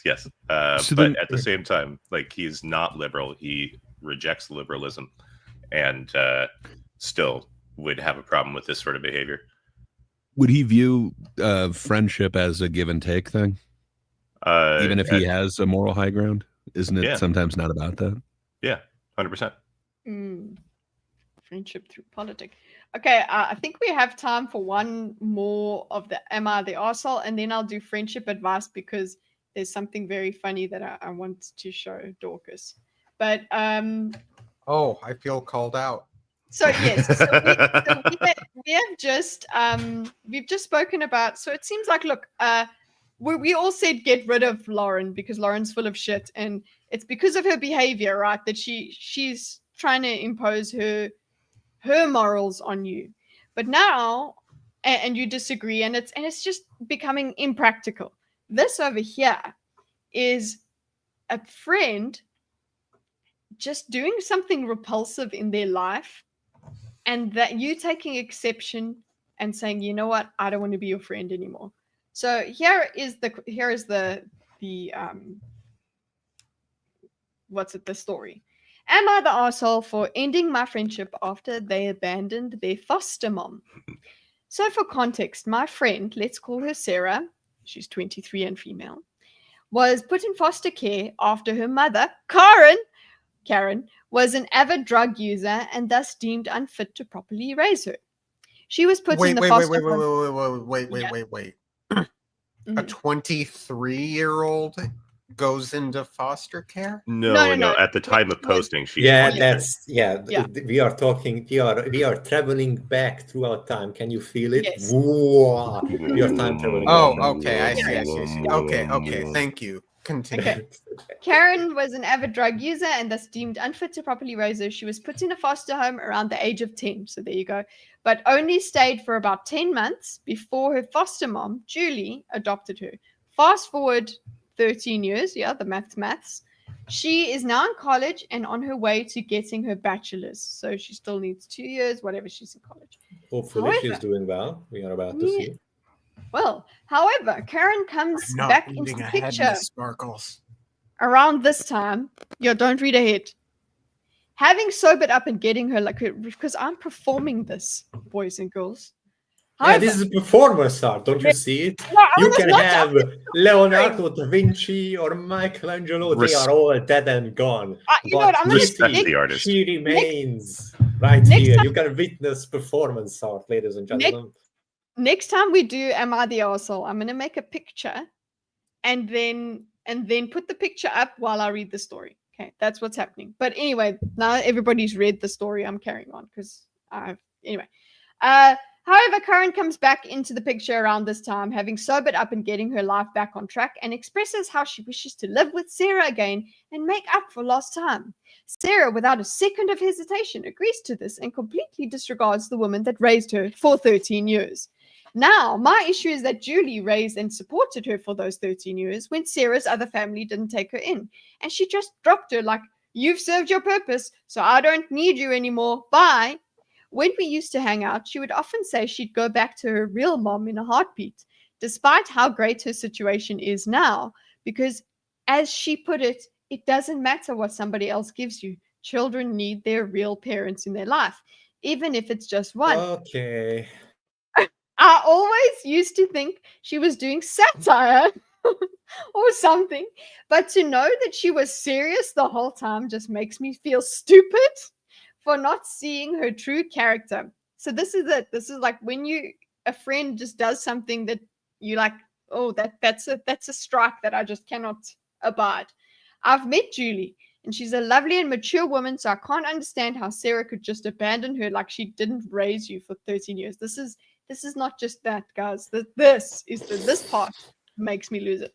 Okay, I'm already sufficiently pissed off. That I eventually stopped hanging out with her and blocked her on social media and my phone after our last conversation. Okay. Yeah, but this is it. This is cutting off friendship, where she revealed that since she moved out from Julie's house, Julie would no longer pay for her tuition. And so after our spring semester, she'll need to pay out of pocket for the last 2 years, which to me sounds reasonable. Sarah ranted on and on about how ungrateful her foster mom was. You are ungrateful. What the fuck is this? And how she's only doing this to be petty. Let me assure you, out of the 10 people at the table, 0 were on her side. So am I the arsehole for dropping them as a friend because I've known them for a bit? But I can't. No, you are not. Next question. Extremely one-sided story over here. Yeah, I just. I love how she's like, you need your real parents in your life to support you, but the parent who actually supported you throughout your 12 years, you have no gratitude for them whatsoever. Ungrateful, someone might even say. If hearing that, but the thing I'm like, no, okay, you didn't end this friendship properly. You got to call your friend out and say, fuck that. That was shit of you.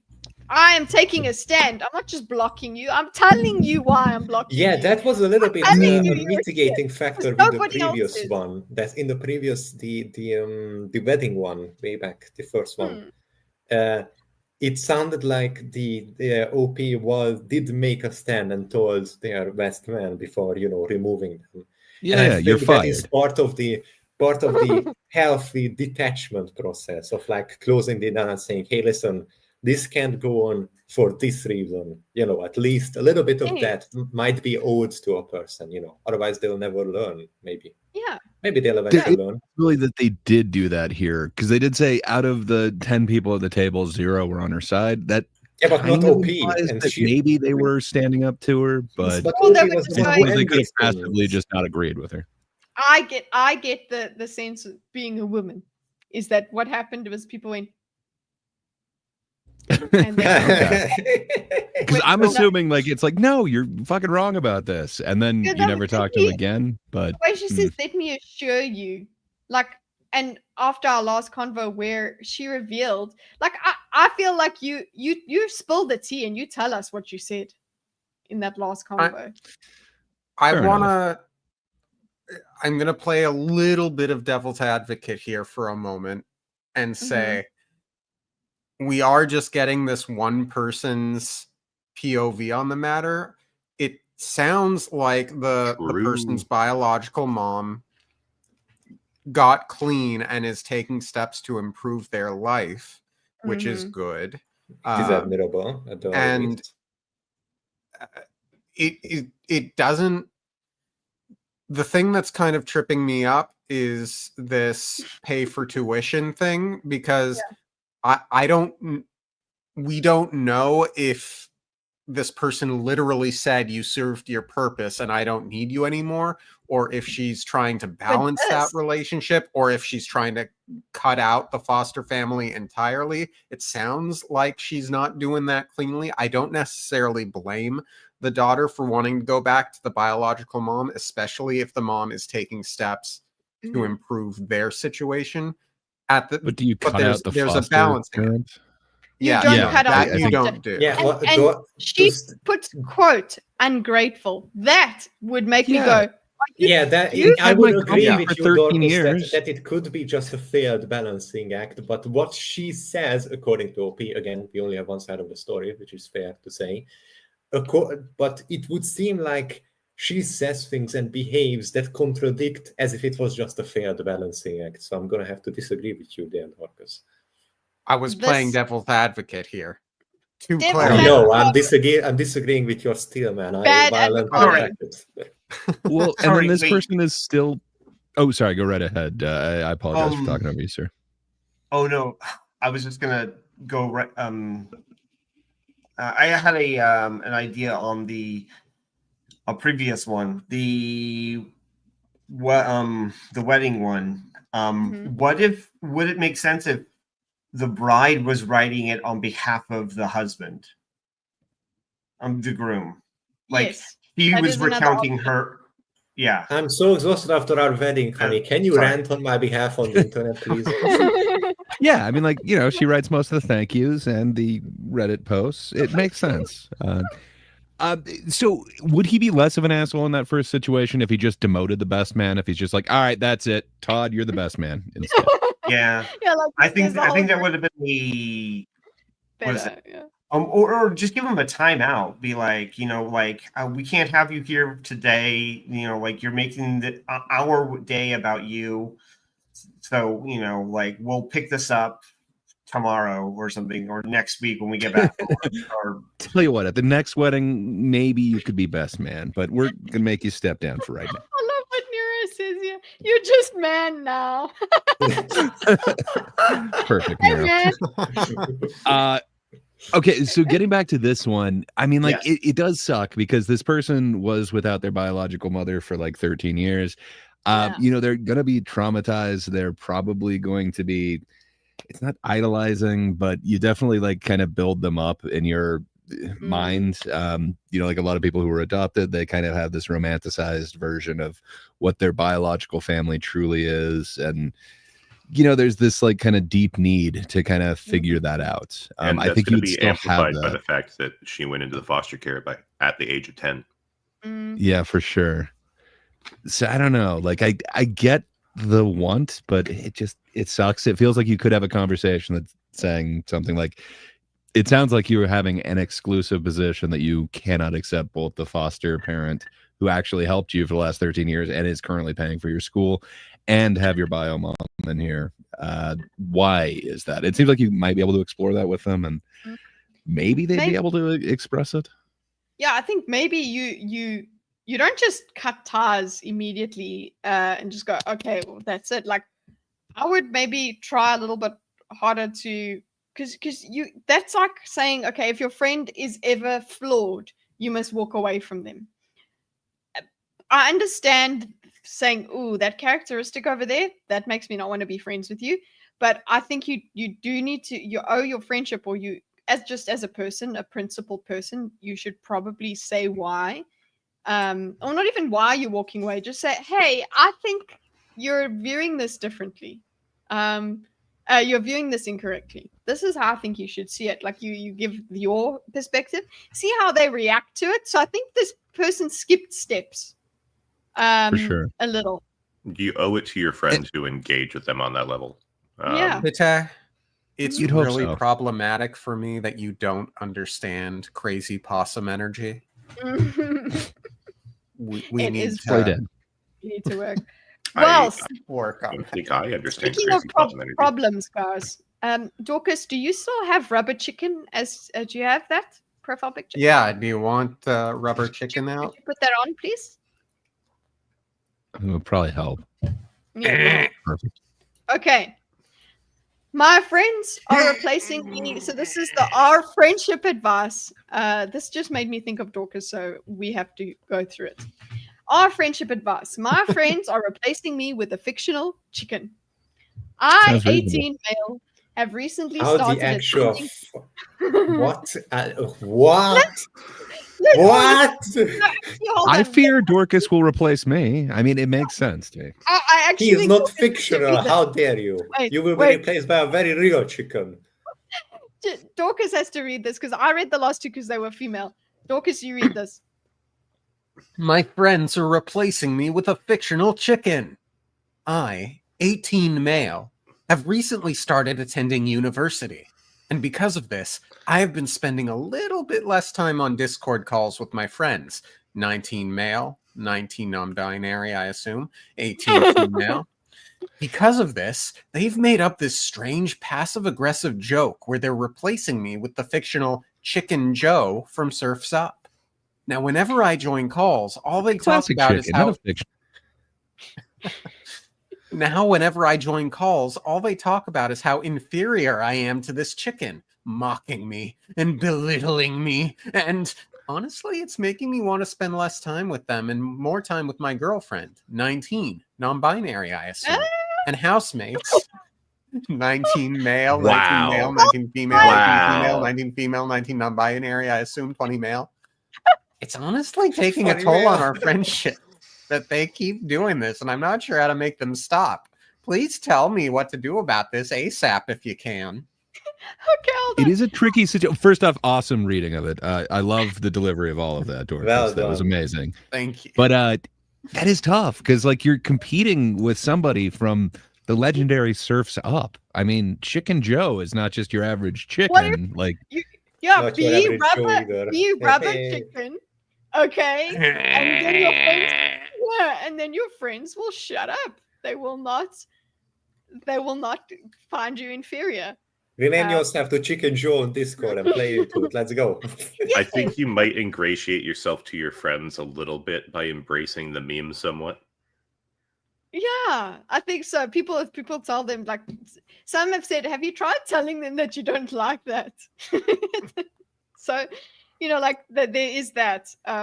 But also my question upon this performance, I realized that the person said more time with my girlfriend. Yeah, 19 non-binary. They say more time with my non-binary friend. Wouldn't that be confusing? Yeah, Darling raised that exact question in chat just right my now. Significant other. That's what I'm saying. Like that. I didn't want to interrupt. Yeah. Wait, you're saying there's maybe it's a logical new relationship with you don't know how non-binary significant it is. labeling? Yes, there's logical inconsistencies. This person, even though they've tried their best, they've really done NB, blah, blah, blah, all over the place. Well done. But girlfriend, you said girlfriend to make sure everybody knows that there is a certain hole that's available. And God. Looking at the ages and genders of the list of housemates and the number of housemates, I swear they are just one weirdo roomie from moving in into turning into a polycule. Like, yeah. There's also an element of humble brag here. My 3 friends are being mean to me. Am I gonna have to start hanging out with my 6 or 7 friends? All of my other friends I have over here. And my girlfriend. Yeah, I was about to say. It's an MTV show. Anyway, the reason that I brought this up was just because it's funny, because like fictional chicken made me think of that. But there was a real one that I looked at, which we can bring. This will be the last one that we go over, I promise. From Friendship Advice, it kind of goes back to the requirements of what makes a friend. What is the requirement for you to stay friends with someone? So you said girlfriend to let people know that a certain Kitteh on the nature of human relations. Exactly, that is the nature of human relationships. Thank you. My social psychology textbook is coming out next week. Okay. I'm the bad friend. So this is the so from our Friendship Advice. Online, I see a lot of discourse about dropping friends that don't respond fast enough. And it's causing such a loud mess in my head because I am that friend and I want to so badly respond in a timely manner. I see the text and I freeze in panic. One friend, we have a big discussion almost annually that I don't prioritize her, but in our 11-year friendship, I've had a lot of life happen, as did everyone else. And I feel like shit because I believe I do prioritize my friends so much, more so in person than through texting, I admit. I just panic. Why'd you find my post? Why are we reading my post? Nervous, what's your name? Nervous Bones. That's me. Nervous bones. Because I do prioritize my friends more so in person than through texting. I just panic. Also, this is definitely a young person because they just do not know how to punctuate. Where are we? I admit I just panic when she in particular texts because she almost always leads to her wanting to FaceTime, and there's just so much happening around me. My wife works from home most days, and my job is only 10-ish months out of the year, depending on weather. So this person, okay, they could still be young. So I'm home during the cold seasons, and my mental state isn't the best. Never really has been so with that holding a conversation to listen about the same story about a messy first date and the drugs gets tiring. So this is a socially awkward person or whatever. Our friendship changed when I got sober. Like all I was good for was having a stash at all times. So yeah, my wife and family take priority, but friends are next in line. I guess this ramble is really, how do you respond in a timely manner, but not feel chained to the conversation and feel like a jerk when you put your phone down to look at life around you? So that was just more about, what do you guys think? These thoughts somewhat resonate with me, the responding in a timely manner, because I get super busy, and plus I'm in a different time zone than almost everyone else. Like most people I engage with online are not in my time zone specifically. Yeah. So it makes it even harder. So I can definitely sympathize with this because I feel it very much, and sometimes I just have to drop things or people because it's just, I feel like a computer that is overflowing. I can only process 60 kilobytes of data at once. I have to drop some tasks. Okay. Yeah. That sounds like a reason. I'm just an asshole, I guess. Like I see like the notifications, like cool, I'll do that later, and then just never like respond to someone. I suck. I'm not a good person. Look, you can't respond the second you get the notification, lest you appear too eager. Also, you can't respond. Oh God, here we go. Yet you also can't respond if you're not prepared to actually sit down and have a conversation with the person, even if you just want to like make one response and then go back to what you were doing IRL. At the same time, at that point, why not just hop into a call?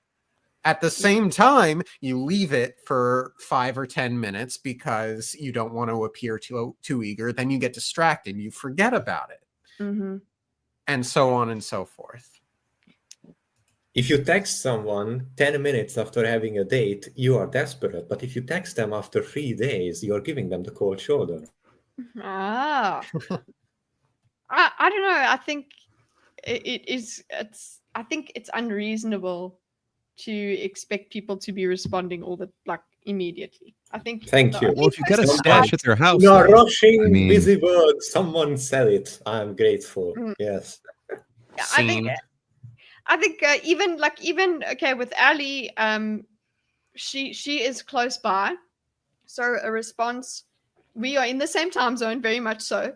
I'm not going to expect her to reply immediately, and when she does reply, I don't think that it's not going to be like when we were teenagers, where like I used to be on MSN chat, like instant messaging, proper for hours. That was life before. Now that doesn't work. So it's we'll have a conversation throughout days, over days. If there's something that needs to be discussed or like a serious thing, then we'll spend time on it. But yeah, I think this format of friendship, it's unreasonable to expect immediate response all the time. Is it kind of becoming outdated to a degree? Yes, I was actually going to say, like, in terms of the format that friendship takes, what was it before when it was letters and things like that? So now we kind of are trying to balance it out because we've got basically we've got instant communication, but we have to now temper the expectation that you must instantly reply. That's not how that works, actually. Just because it's possible doesn't mean it has to happen. Okay, anyone, did you guys think that that person's the bad friend? I think we all just are like, no, you're not. I mean, they're not a great friend. Like if that person has a stash at their house and they're just ignoring them, that sucks. That's a bad friend. But if you're stashing something at somebody's house and they've got like a family, that's also a bad friend. I don't know. They could probably respond faster, but I should not be the one to cast the first stone here. I also think that I'm that, but then there's also like that give and take discussion that you were having as well, where it's like, okay, it can't always be that they are messaging first all the time, and then the response takes forever. Oh no! Yeah. Oh, he's back. Sorry. Yeah. He just blinked for a second and snapped out of reality, but he quickly pulled himself back out of the back rooms. Snap back to reality. Oh, there goes gravity. Well, that was the last bit on our friendship advice. I think we can get into Gartic now if you guys want. Oh my goodness. The conclusion for today is friendship is magical when done right. Lauren sucks, and so does that best man who is man now. I'm getting my best man who is just man. You have to get going. Oh, Foxroo! If you're not here for Gartic Phone, then are you really our friend? Oh my God, Jacques. Foxroo, Okay, now even I have enough time for one round of Gartic Phone. I will join the guild trip against you formally. How dare you? So if we peer pressure our friend into Gartic Phone, are we good friends? Yes. I mean, we are not anarcho-communists, so that's something. Oh no, Bemo's not. Otherwise, no peer pressure. Who wants to share their screen? Not I. Oh no. Guys, don't rush. There's too many volunteers. Please stand in line. Fine, I'll share and I'll draw with a mouse, whatever. Awesome. Let us get the. Only a real friend would Photoshop a poop emoji on their friend's head. Yeah, exactly. That doesn't look like a rubber chicken to me, though. No, Oh, no, it doesn't. shithead kitty. She's so happy to be a shithead though. Look how happy she is. And the shit is also happy. It's so mutual. She's like, look at my new hat. And then the hat's like, look at me, I'm the new hat. Oh. I got a friend of mine a poop emoji plush, and she left it at my house, and now I have a poop emoji plush. Is that Yeah, it's yours now. Is that a garlic duck in the background? Garlic duck! Oh my goodness. Because it's Garlic Phone. I love it. Shit it.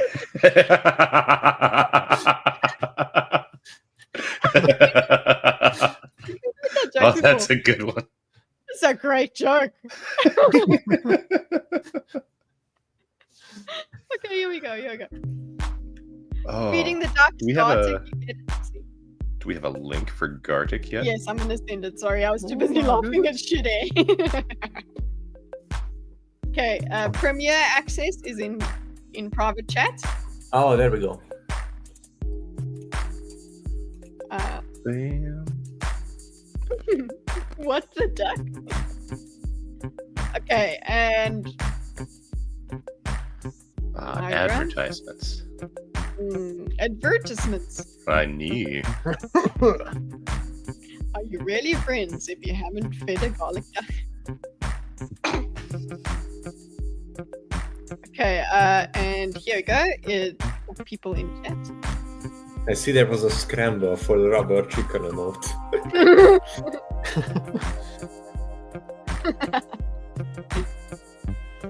Gonzalez keeps missing this. I need to send him the guy. I'm gonna see if he.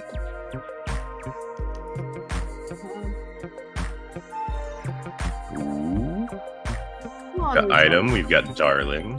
Who else are we gonna pick up? Gray, hello. Hello, sir.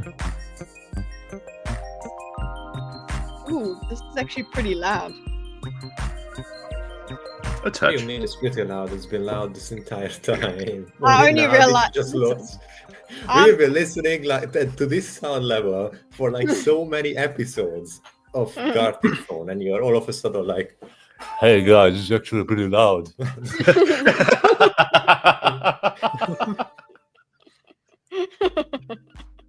Hey guys, this is pretty loud. Jeez, I really speak so loud. Sorry. Okay. Shitting. Oh my goodness. Are we all in? We got 10 people? Let's go. Oh, yay! Okay, is that everybody? Ooh, we got a lot of 3, people. 2, 1. We're doing normal, Go. so it's gonna take a while. Go! Everybody watch my prowess.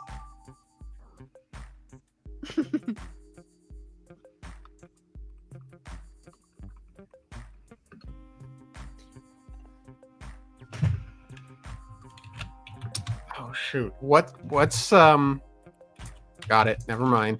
Mhm. Remember today's theme, everybody.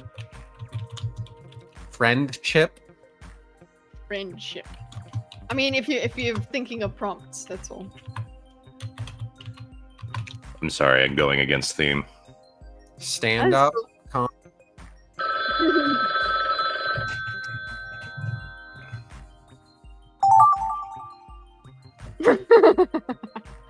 How the What fuck the am I hell? supposed to draw this? Wow, I love everybody's prompts having done that to you. Also, this is 18 plus. Keep in mind, you got plenty of time here. Pull a Rosales and say nope. Just write nope. No, you can't do that. Nobody would do that amongst No. I'm more creative. Hold on. I can draw as well as Rosales, but I've got something far better than just nope. It's gonna be so awesome.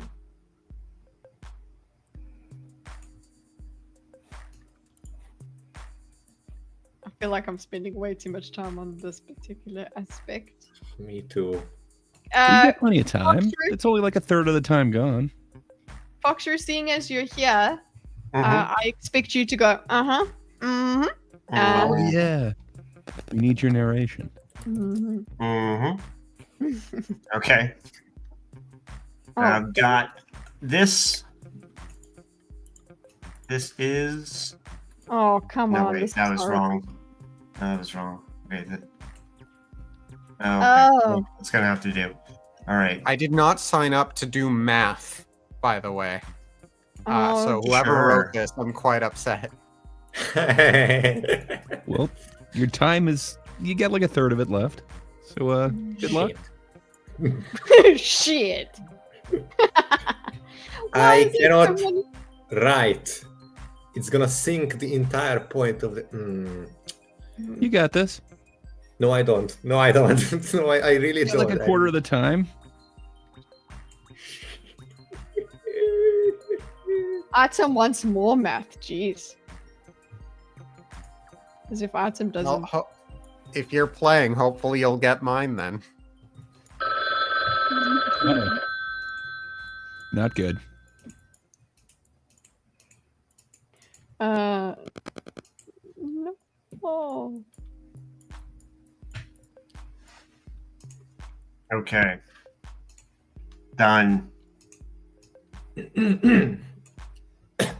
I wasn't able to put everything I wanted in. I don't know. Works. Okay. Oh, What am I looking at? Huh. Okay. Got it.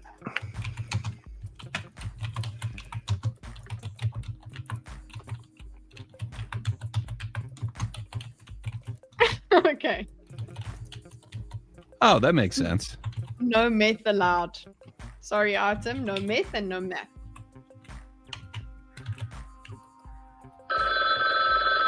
Yeah, that makes sense.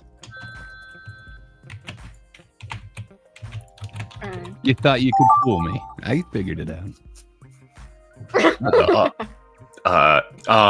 Okay, there we go. What? I don't even. Okay. Were these Item. words supposed to go Item. There we go. I love I the know what you call did, outs. Item.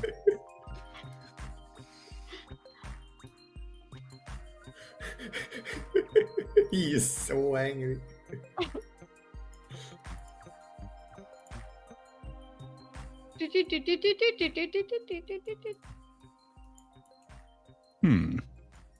Okay. All right. That was.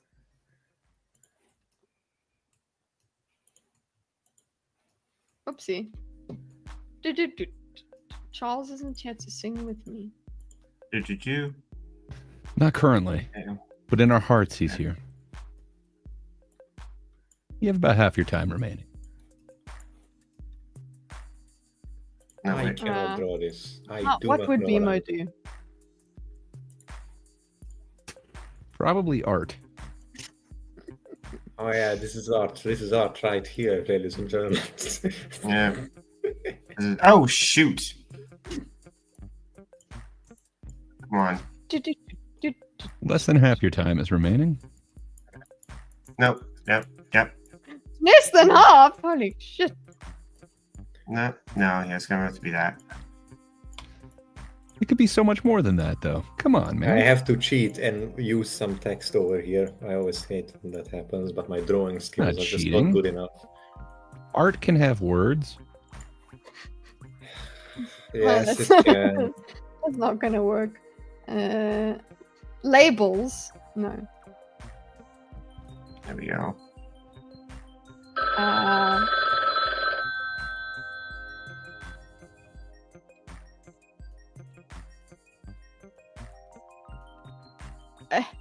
This is all. I'm left-handed, okay? Morning, Santa Rosa. There we go. It's perfection. Anyone who says different is wrong. I'm left-handed too. I'm sorry to whoever gets mine.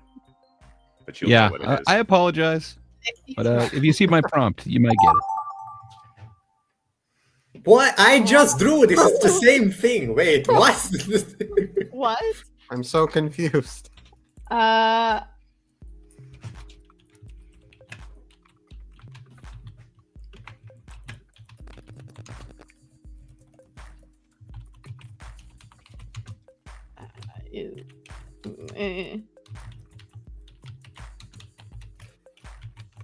Yes, it is an IQ test. Oh, She's left-handed. Okay. I put my spin on it. I couldn't even finish the sentence. there we go. How? How does one draw this? I think I Daisy's got your doing it. unfinished sentence. I'm gonna try and finish it myself. Okay. I don't know how this is gonna go. Okay. Oh, but good. Like a quarter of the time is gone. So, yay.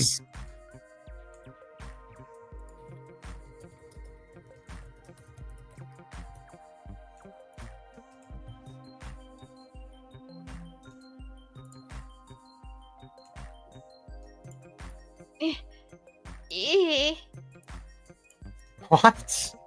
What are those sounds? I'm trying to write with Ah, with I thought you were mocking my There dog you who go. started whining. no. He deserves some mocking. There we go. Here.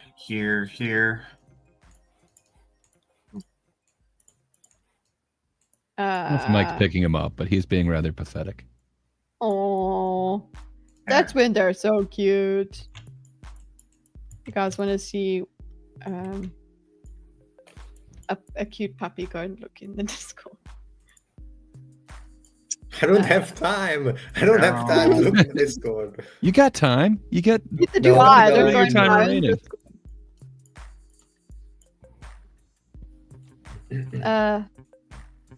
There we go. Axel is asking for food. Woo! I feel right-handed right now. Look at me go. Nice. You got But quarters then of I time can remaining. feel myself communicating with this one.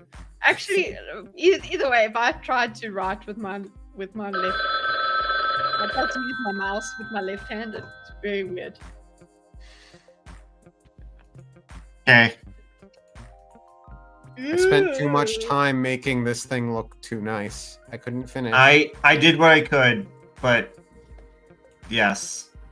I don't like myself for what I just don't heard. like this one. First Pappy time says he's gonna- on a roll, so I don't know what's gonna happen when we go through this. Whoa. What is this?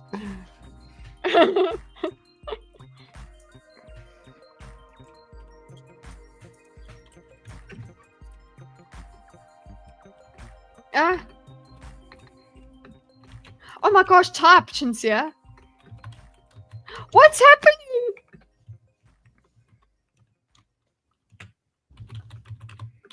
I think I described it, Ooh. but we'll see.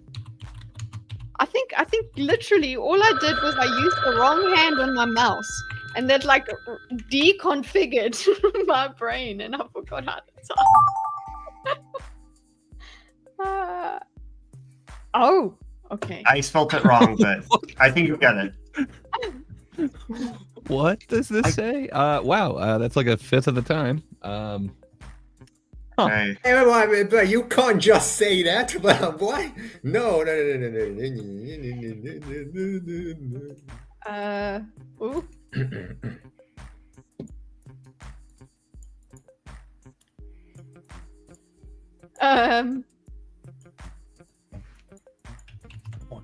You're fine. Oh, Paparoo. This is gonna work. Okay. It's like, no, you're not gonna come back ever.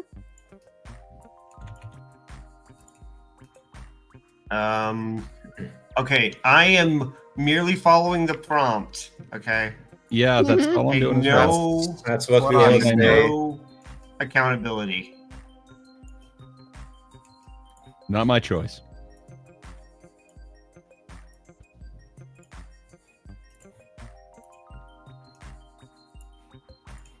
Half your time is gone.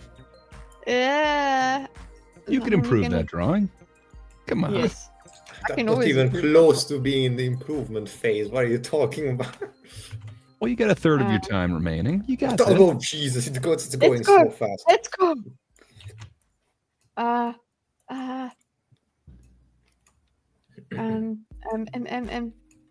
I'm stressing myself out. I'm not helping. You're not helping, Chinsia.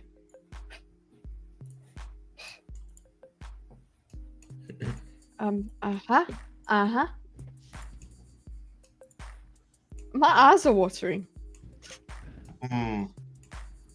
There we go. Okay. Literal perfection. Far Only from 2 it. more rounds. Oh my god, this has been horrible. I am I nowhere love near. that Well- everybody's doing that, but You only have to Lord. describe one more thing and then draw one more thing.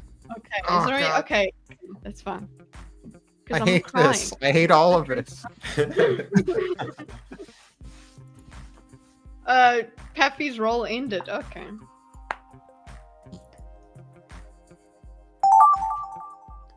Uh-oh. And this, What? Okay. Huh?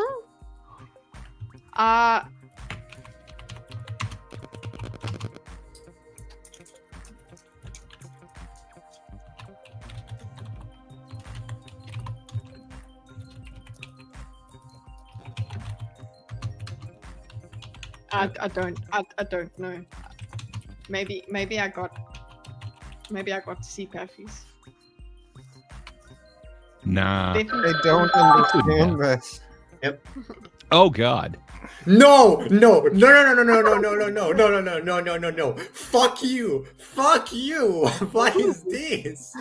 Fuck What you. is What am I supposed to do with this? It's Wow, the I meth man. really The item is exact again. Oh my god. Hold on. Why did I? About a quarter of your time is gone. Hold on. No holding necessary. You got it.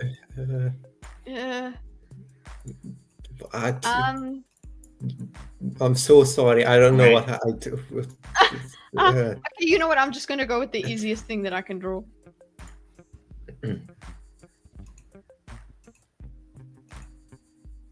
got about half your time remaining. So, yeah.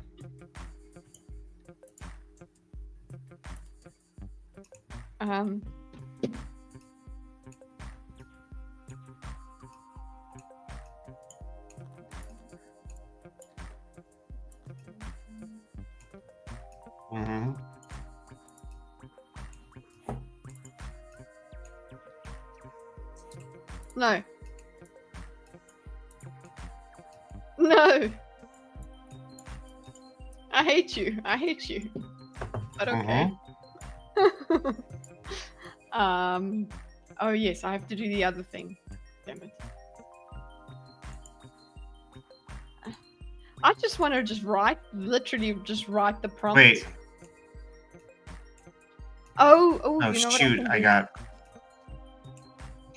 I actually have a headache. This right here. This is art, ladies and gentlemen. This is art. Oh, you know what? I'm so happy you're proud of it, Hydra. Like that. Yeah, mine's not. I made something that is truly. This is beautiful. I can't wait for you guys to see I've it. never heard you say that in a Gothic. You know what? I cannot be blamed for this. That's all I'll say. You will see when we get to it. You will see. I'm not going to be blamed. Someone's to blame for this. Yeah. Okay. I did what I could. I did what I could. It's not perfect by any means. Oh, the roll is back on. Okay, let's go. I would apologize for my artistic skills, but it seems like I might be in good company here. Real good Okay. company. This will be one to remember or forget. We remember it all. Dorcas loses his poop emoji plushie. Oh no. Where? Oh, it's there Ah, behind the yeah, couch. there. Confused non-binary over where to stop making love to his. Excuse me, what? That's beautiful, Sparkle. Sure. Okay. Yeah. Where do I stop making love to me? Does it have a appreciate mustache? I appreciate I think that. so, yeah. I appreciate that Gray made the person like interesting Oh. and then did put words. That's not cheating. I don't. A male female doesn't understand public indecency laws. Oh. No, Yeah. please I went totally Hydra, different. you were the first one to bring in the math. Yeah. Ah, maths. But yeah, I got this after another indecent one. You can't blame me, okay? Puritan the first- statement of decency. Oh, I think I know where this goes. Male plus female equals 18 plus. I love it. Decency. It said male, female, public pretty great path. indecency. Space vampire demands decency. Space Space vampire. vampire. Space vampire. Yes. Decency, please. Within his blood. That is great. Puts his blood in. Love those fangs. Hold on, gotta download. Perfect. As we all gotta remember. Okay, so this is pictures, album, Gartic. The math was your flag January item, so you can't tell me otherwise. Okay. Save as. They save, yeah, save, yeah. Okay. Next. Sad penguin writes a note to a sadder penguin. Oh no. How did It's it so become cute. a thing? So many tears. What does it say? No. It's supposed to say really Penguins sad. do a but- friend Oh, break. note on his note. Penguins to a friend breakup. Oh, there you go. You kept the theme, Paffy. It's you. Nice item. Vegan penguin is rejected because vegan. Mm. Reject vegans. I'm sorry about this one. Penguin protests against goldfish. He also hates vegans. That's what it looked like. Sure. Yeah. Penguin being a bigot. Yeah. Dirty evil. I like how that just went all over, honestly. But We still, kept the penguin. we've kept the penguin. There you go. Yeah. The worst wingman. Uh-oh. Uh-oh. I have no idea what this could even possibly be. No wings.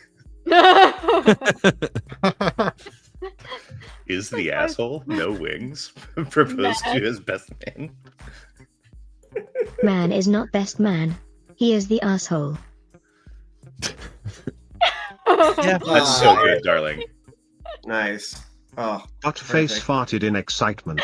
Yeah, see, darling drew that, and then I drew this. Yippee! Oh, I can see the excitement. Oh, this is what I got. Okay. Shit, well. sharding while screaming yippee. Sorry.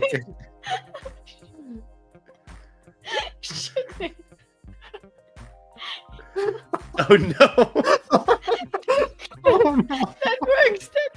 Where are we going? Kitte says yipper. Yipper. Pooping poop on head. Kitte says yipper. Yippee. Poop on head. Poop on. Oh my goodness. I tried. That was my I didn't even interpretation. realize that. Oh my god. The levels of memes that we are Pan doing. Counter is only at 1, guys. We almost at the end of the stream and Pan Counter is at 1. Vegan Karen exiled from the group. As she should be. Aw, That that's is awesome, so darling. great. I love that. That is Vegan kicked out of friend group. Why does that genuinely look like vegan teacher?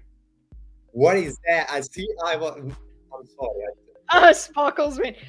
Wait, Oh, I think I know what this is. is shit. I think I Man got in purple Pappy's one. graphitis with Gia. Graphitis with Gia. See, great. I now see that you're right. Oh, that's where this comes from. I know what this is. Man marks territory in the hood for the CIA. Oh, CIA. Oh, my bad. I could have made it look more like a G. CIA was here. Hold on, look at how this is drawn. It's so cute. He's so high up to be poking out from behind the wall. I know. I wanted to do like 2 guys on each other's heads, like in a trench coat, but I didn't have enough time, so I was like, fine, it's poking, man. Go meat is bad. Okay. Did you? I love that he's just high. The last thing you drew was the little man. He's like going back. CIA around the covers corner up to check his something by work. saying CIA was here. CIA did it. I love that the shit hit Kitteh, do you work for the CIA? Can neither confirm nor deny. Okay. An ostrich is very unhappy with his tax return. Wow. Oh, okay. What? Huh. I don't know what this is, but yeah, sure. Yeah. There's the ostrich. I'm so mad. I'm so sorry for what's She about to says, happen. I'm so mad. Duck experiencing rapid disassembly. Also sad The face. text looks like a dog with its eyes crossed or something. Look, it's like a sad face. Come on. I see love what you're it. saying. It says tax. I'm so mad. She has put it all in there. Oh. I mean, that is rapid disassembly and a sad face. That makes sense. Face is sad because the duck is dismembered. Steve, we are keeping the theme at the very least. Taxes dismembered the face. Morally superior vegan cries over section chicken. There we go. I changed it to a chicken. I'm sorry, guys. Chicken section. So superior vegan. The chicken section. Vegan cries for chickens on the farm. Oh my god.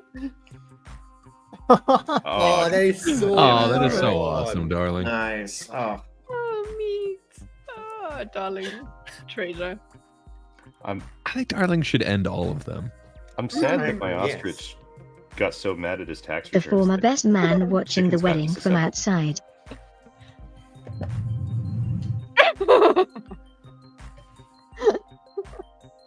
Best man and fiancé kicked out of wedding. Oh shit, it's me. Friend group running from Karen.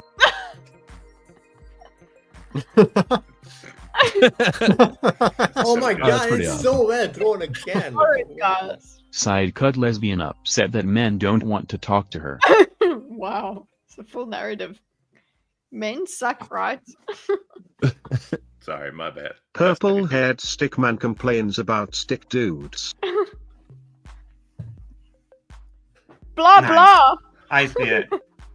I love Sparkle's interpretations. So they're great. Next. Alright, item.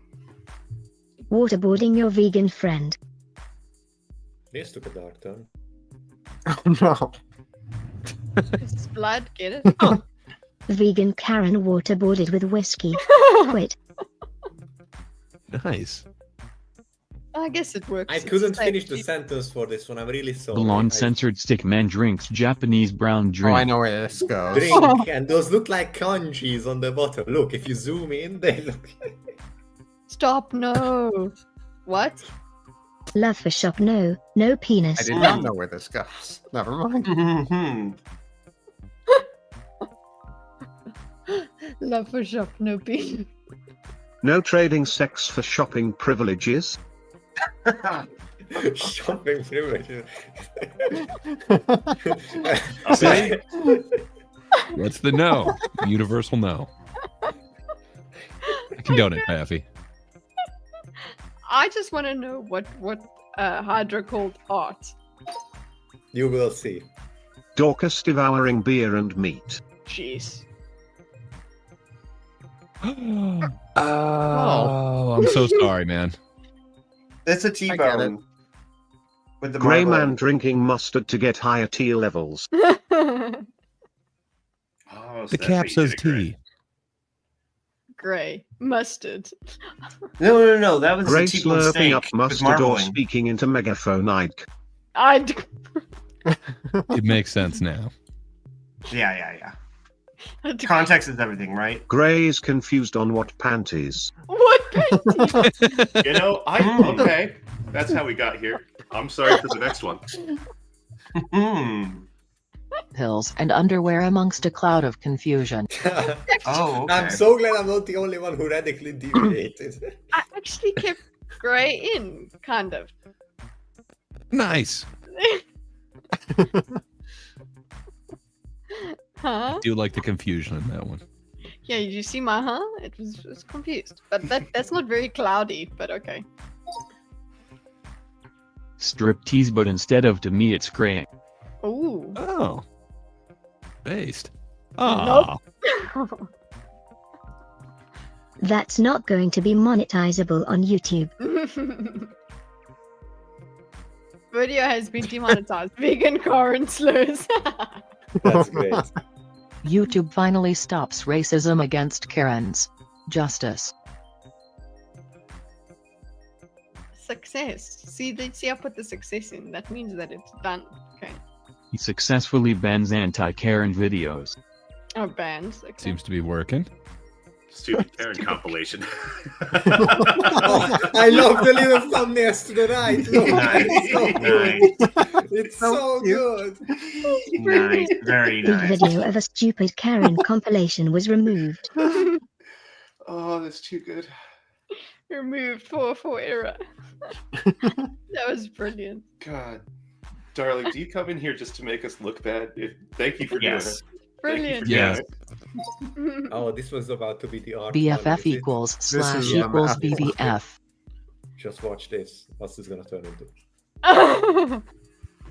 F B equals F squared. I don't understand. Oh no. If B equals F squared, then BBF I'm sorry, equals Item. I didn't mean to blame you. equals BBF. Ah, I'm so glad I didn't see this. Math can't be taught item. Everyone's just like it's item. Item It isn't- is. He is the math guy. It has to be him. Automatically, he's The the words man. math can't be drawn item. Written by Hydra. Why? No, it's not me. I framed you, Hydra. I framed you. Hydra explains that 2 + 2 = 5 makes sense.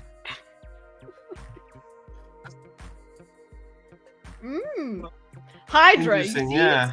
It says Hydra. I can see 2 + 2 = 5. Nice. Remember, she's doing this on like a tablet. 2 + 2 = 5. Green, gay 8, orange, Hydra, pink. Yeah. Nice. Yeah. Yeah, it checks out. Hey, we got it back. We got it back. Nice. So that was your art one, Hydra? That was what you were saying art is? Because I love it. You drew math. It's great. And you know, and even see now, this one says makes sense, and mine says makes sense, and it actually now your one over here says what the fuck, so it actually brings back the answer. It brings back the meaning. I'm sorry, Brilliant. Adam. I'm sorry. Beautiful. Success. Yeah. Okay, guys. That is the end of this garlic phone. I'm actually starting to get a headache. No, a migraine? Yeah, I'm wondering if it's the lights or if it's the music or if it's just the art. Oh, no. Surely it can't be the music. No, definitely the music. So what we're gonna get to, my friends, is where are the thinkers elsewhere? Can you tell us where everybody is? Gray, are you on your channel lately? Where do you appear these days? I will be. My channel is being resuscitated. Should be after Friday. I was waiting for this stream that Charles and I are doing with Cody that's gonna kind of explain our tops and bottom movies of the year. Oh my. So yeah, after that I figured since they're only doing like the top 3 in that stream, I might as well give my whole top 10 since I was asked for it. So yeah, I'm making a couple of videos. They should be out just after the stream. Sweet. But that's about all I got going on. Okay, Foxroo, are you? I'm just glad you're in. I got plans I'm developing, but I don't have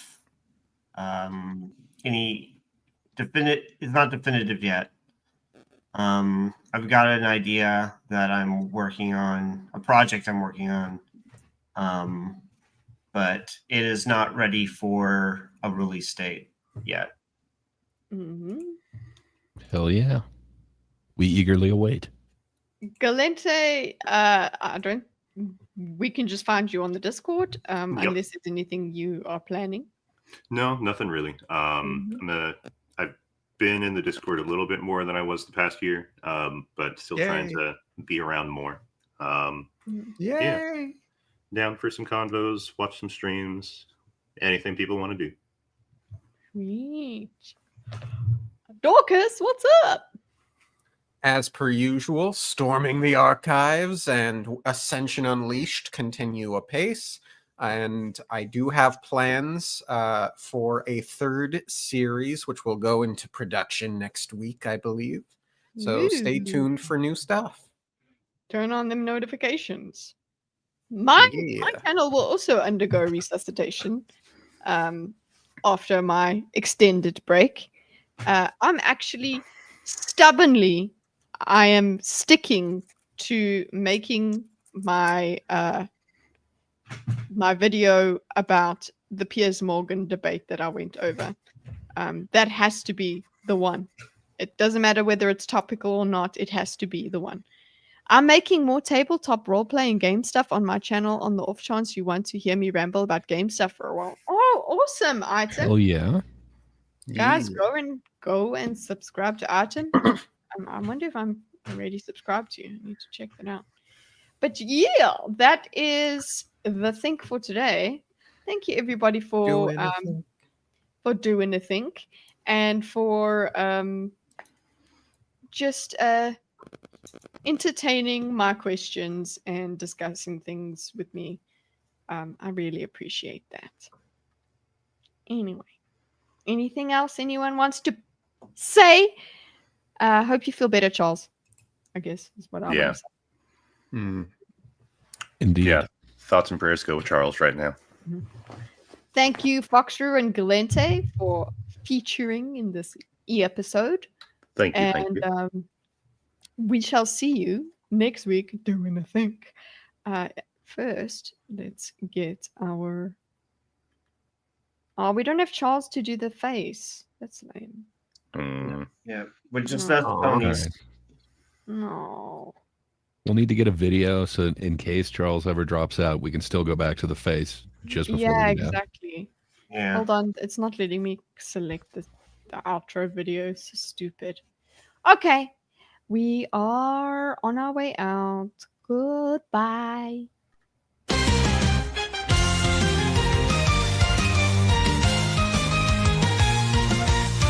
I can't believe I said goodbye. Hey, thanks, bye. That's how you say it.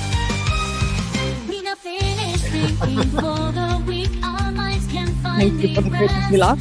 Reflecting on the questions, ask the ones we put to the test. We'll see you next You're welcome.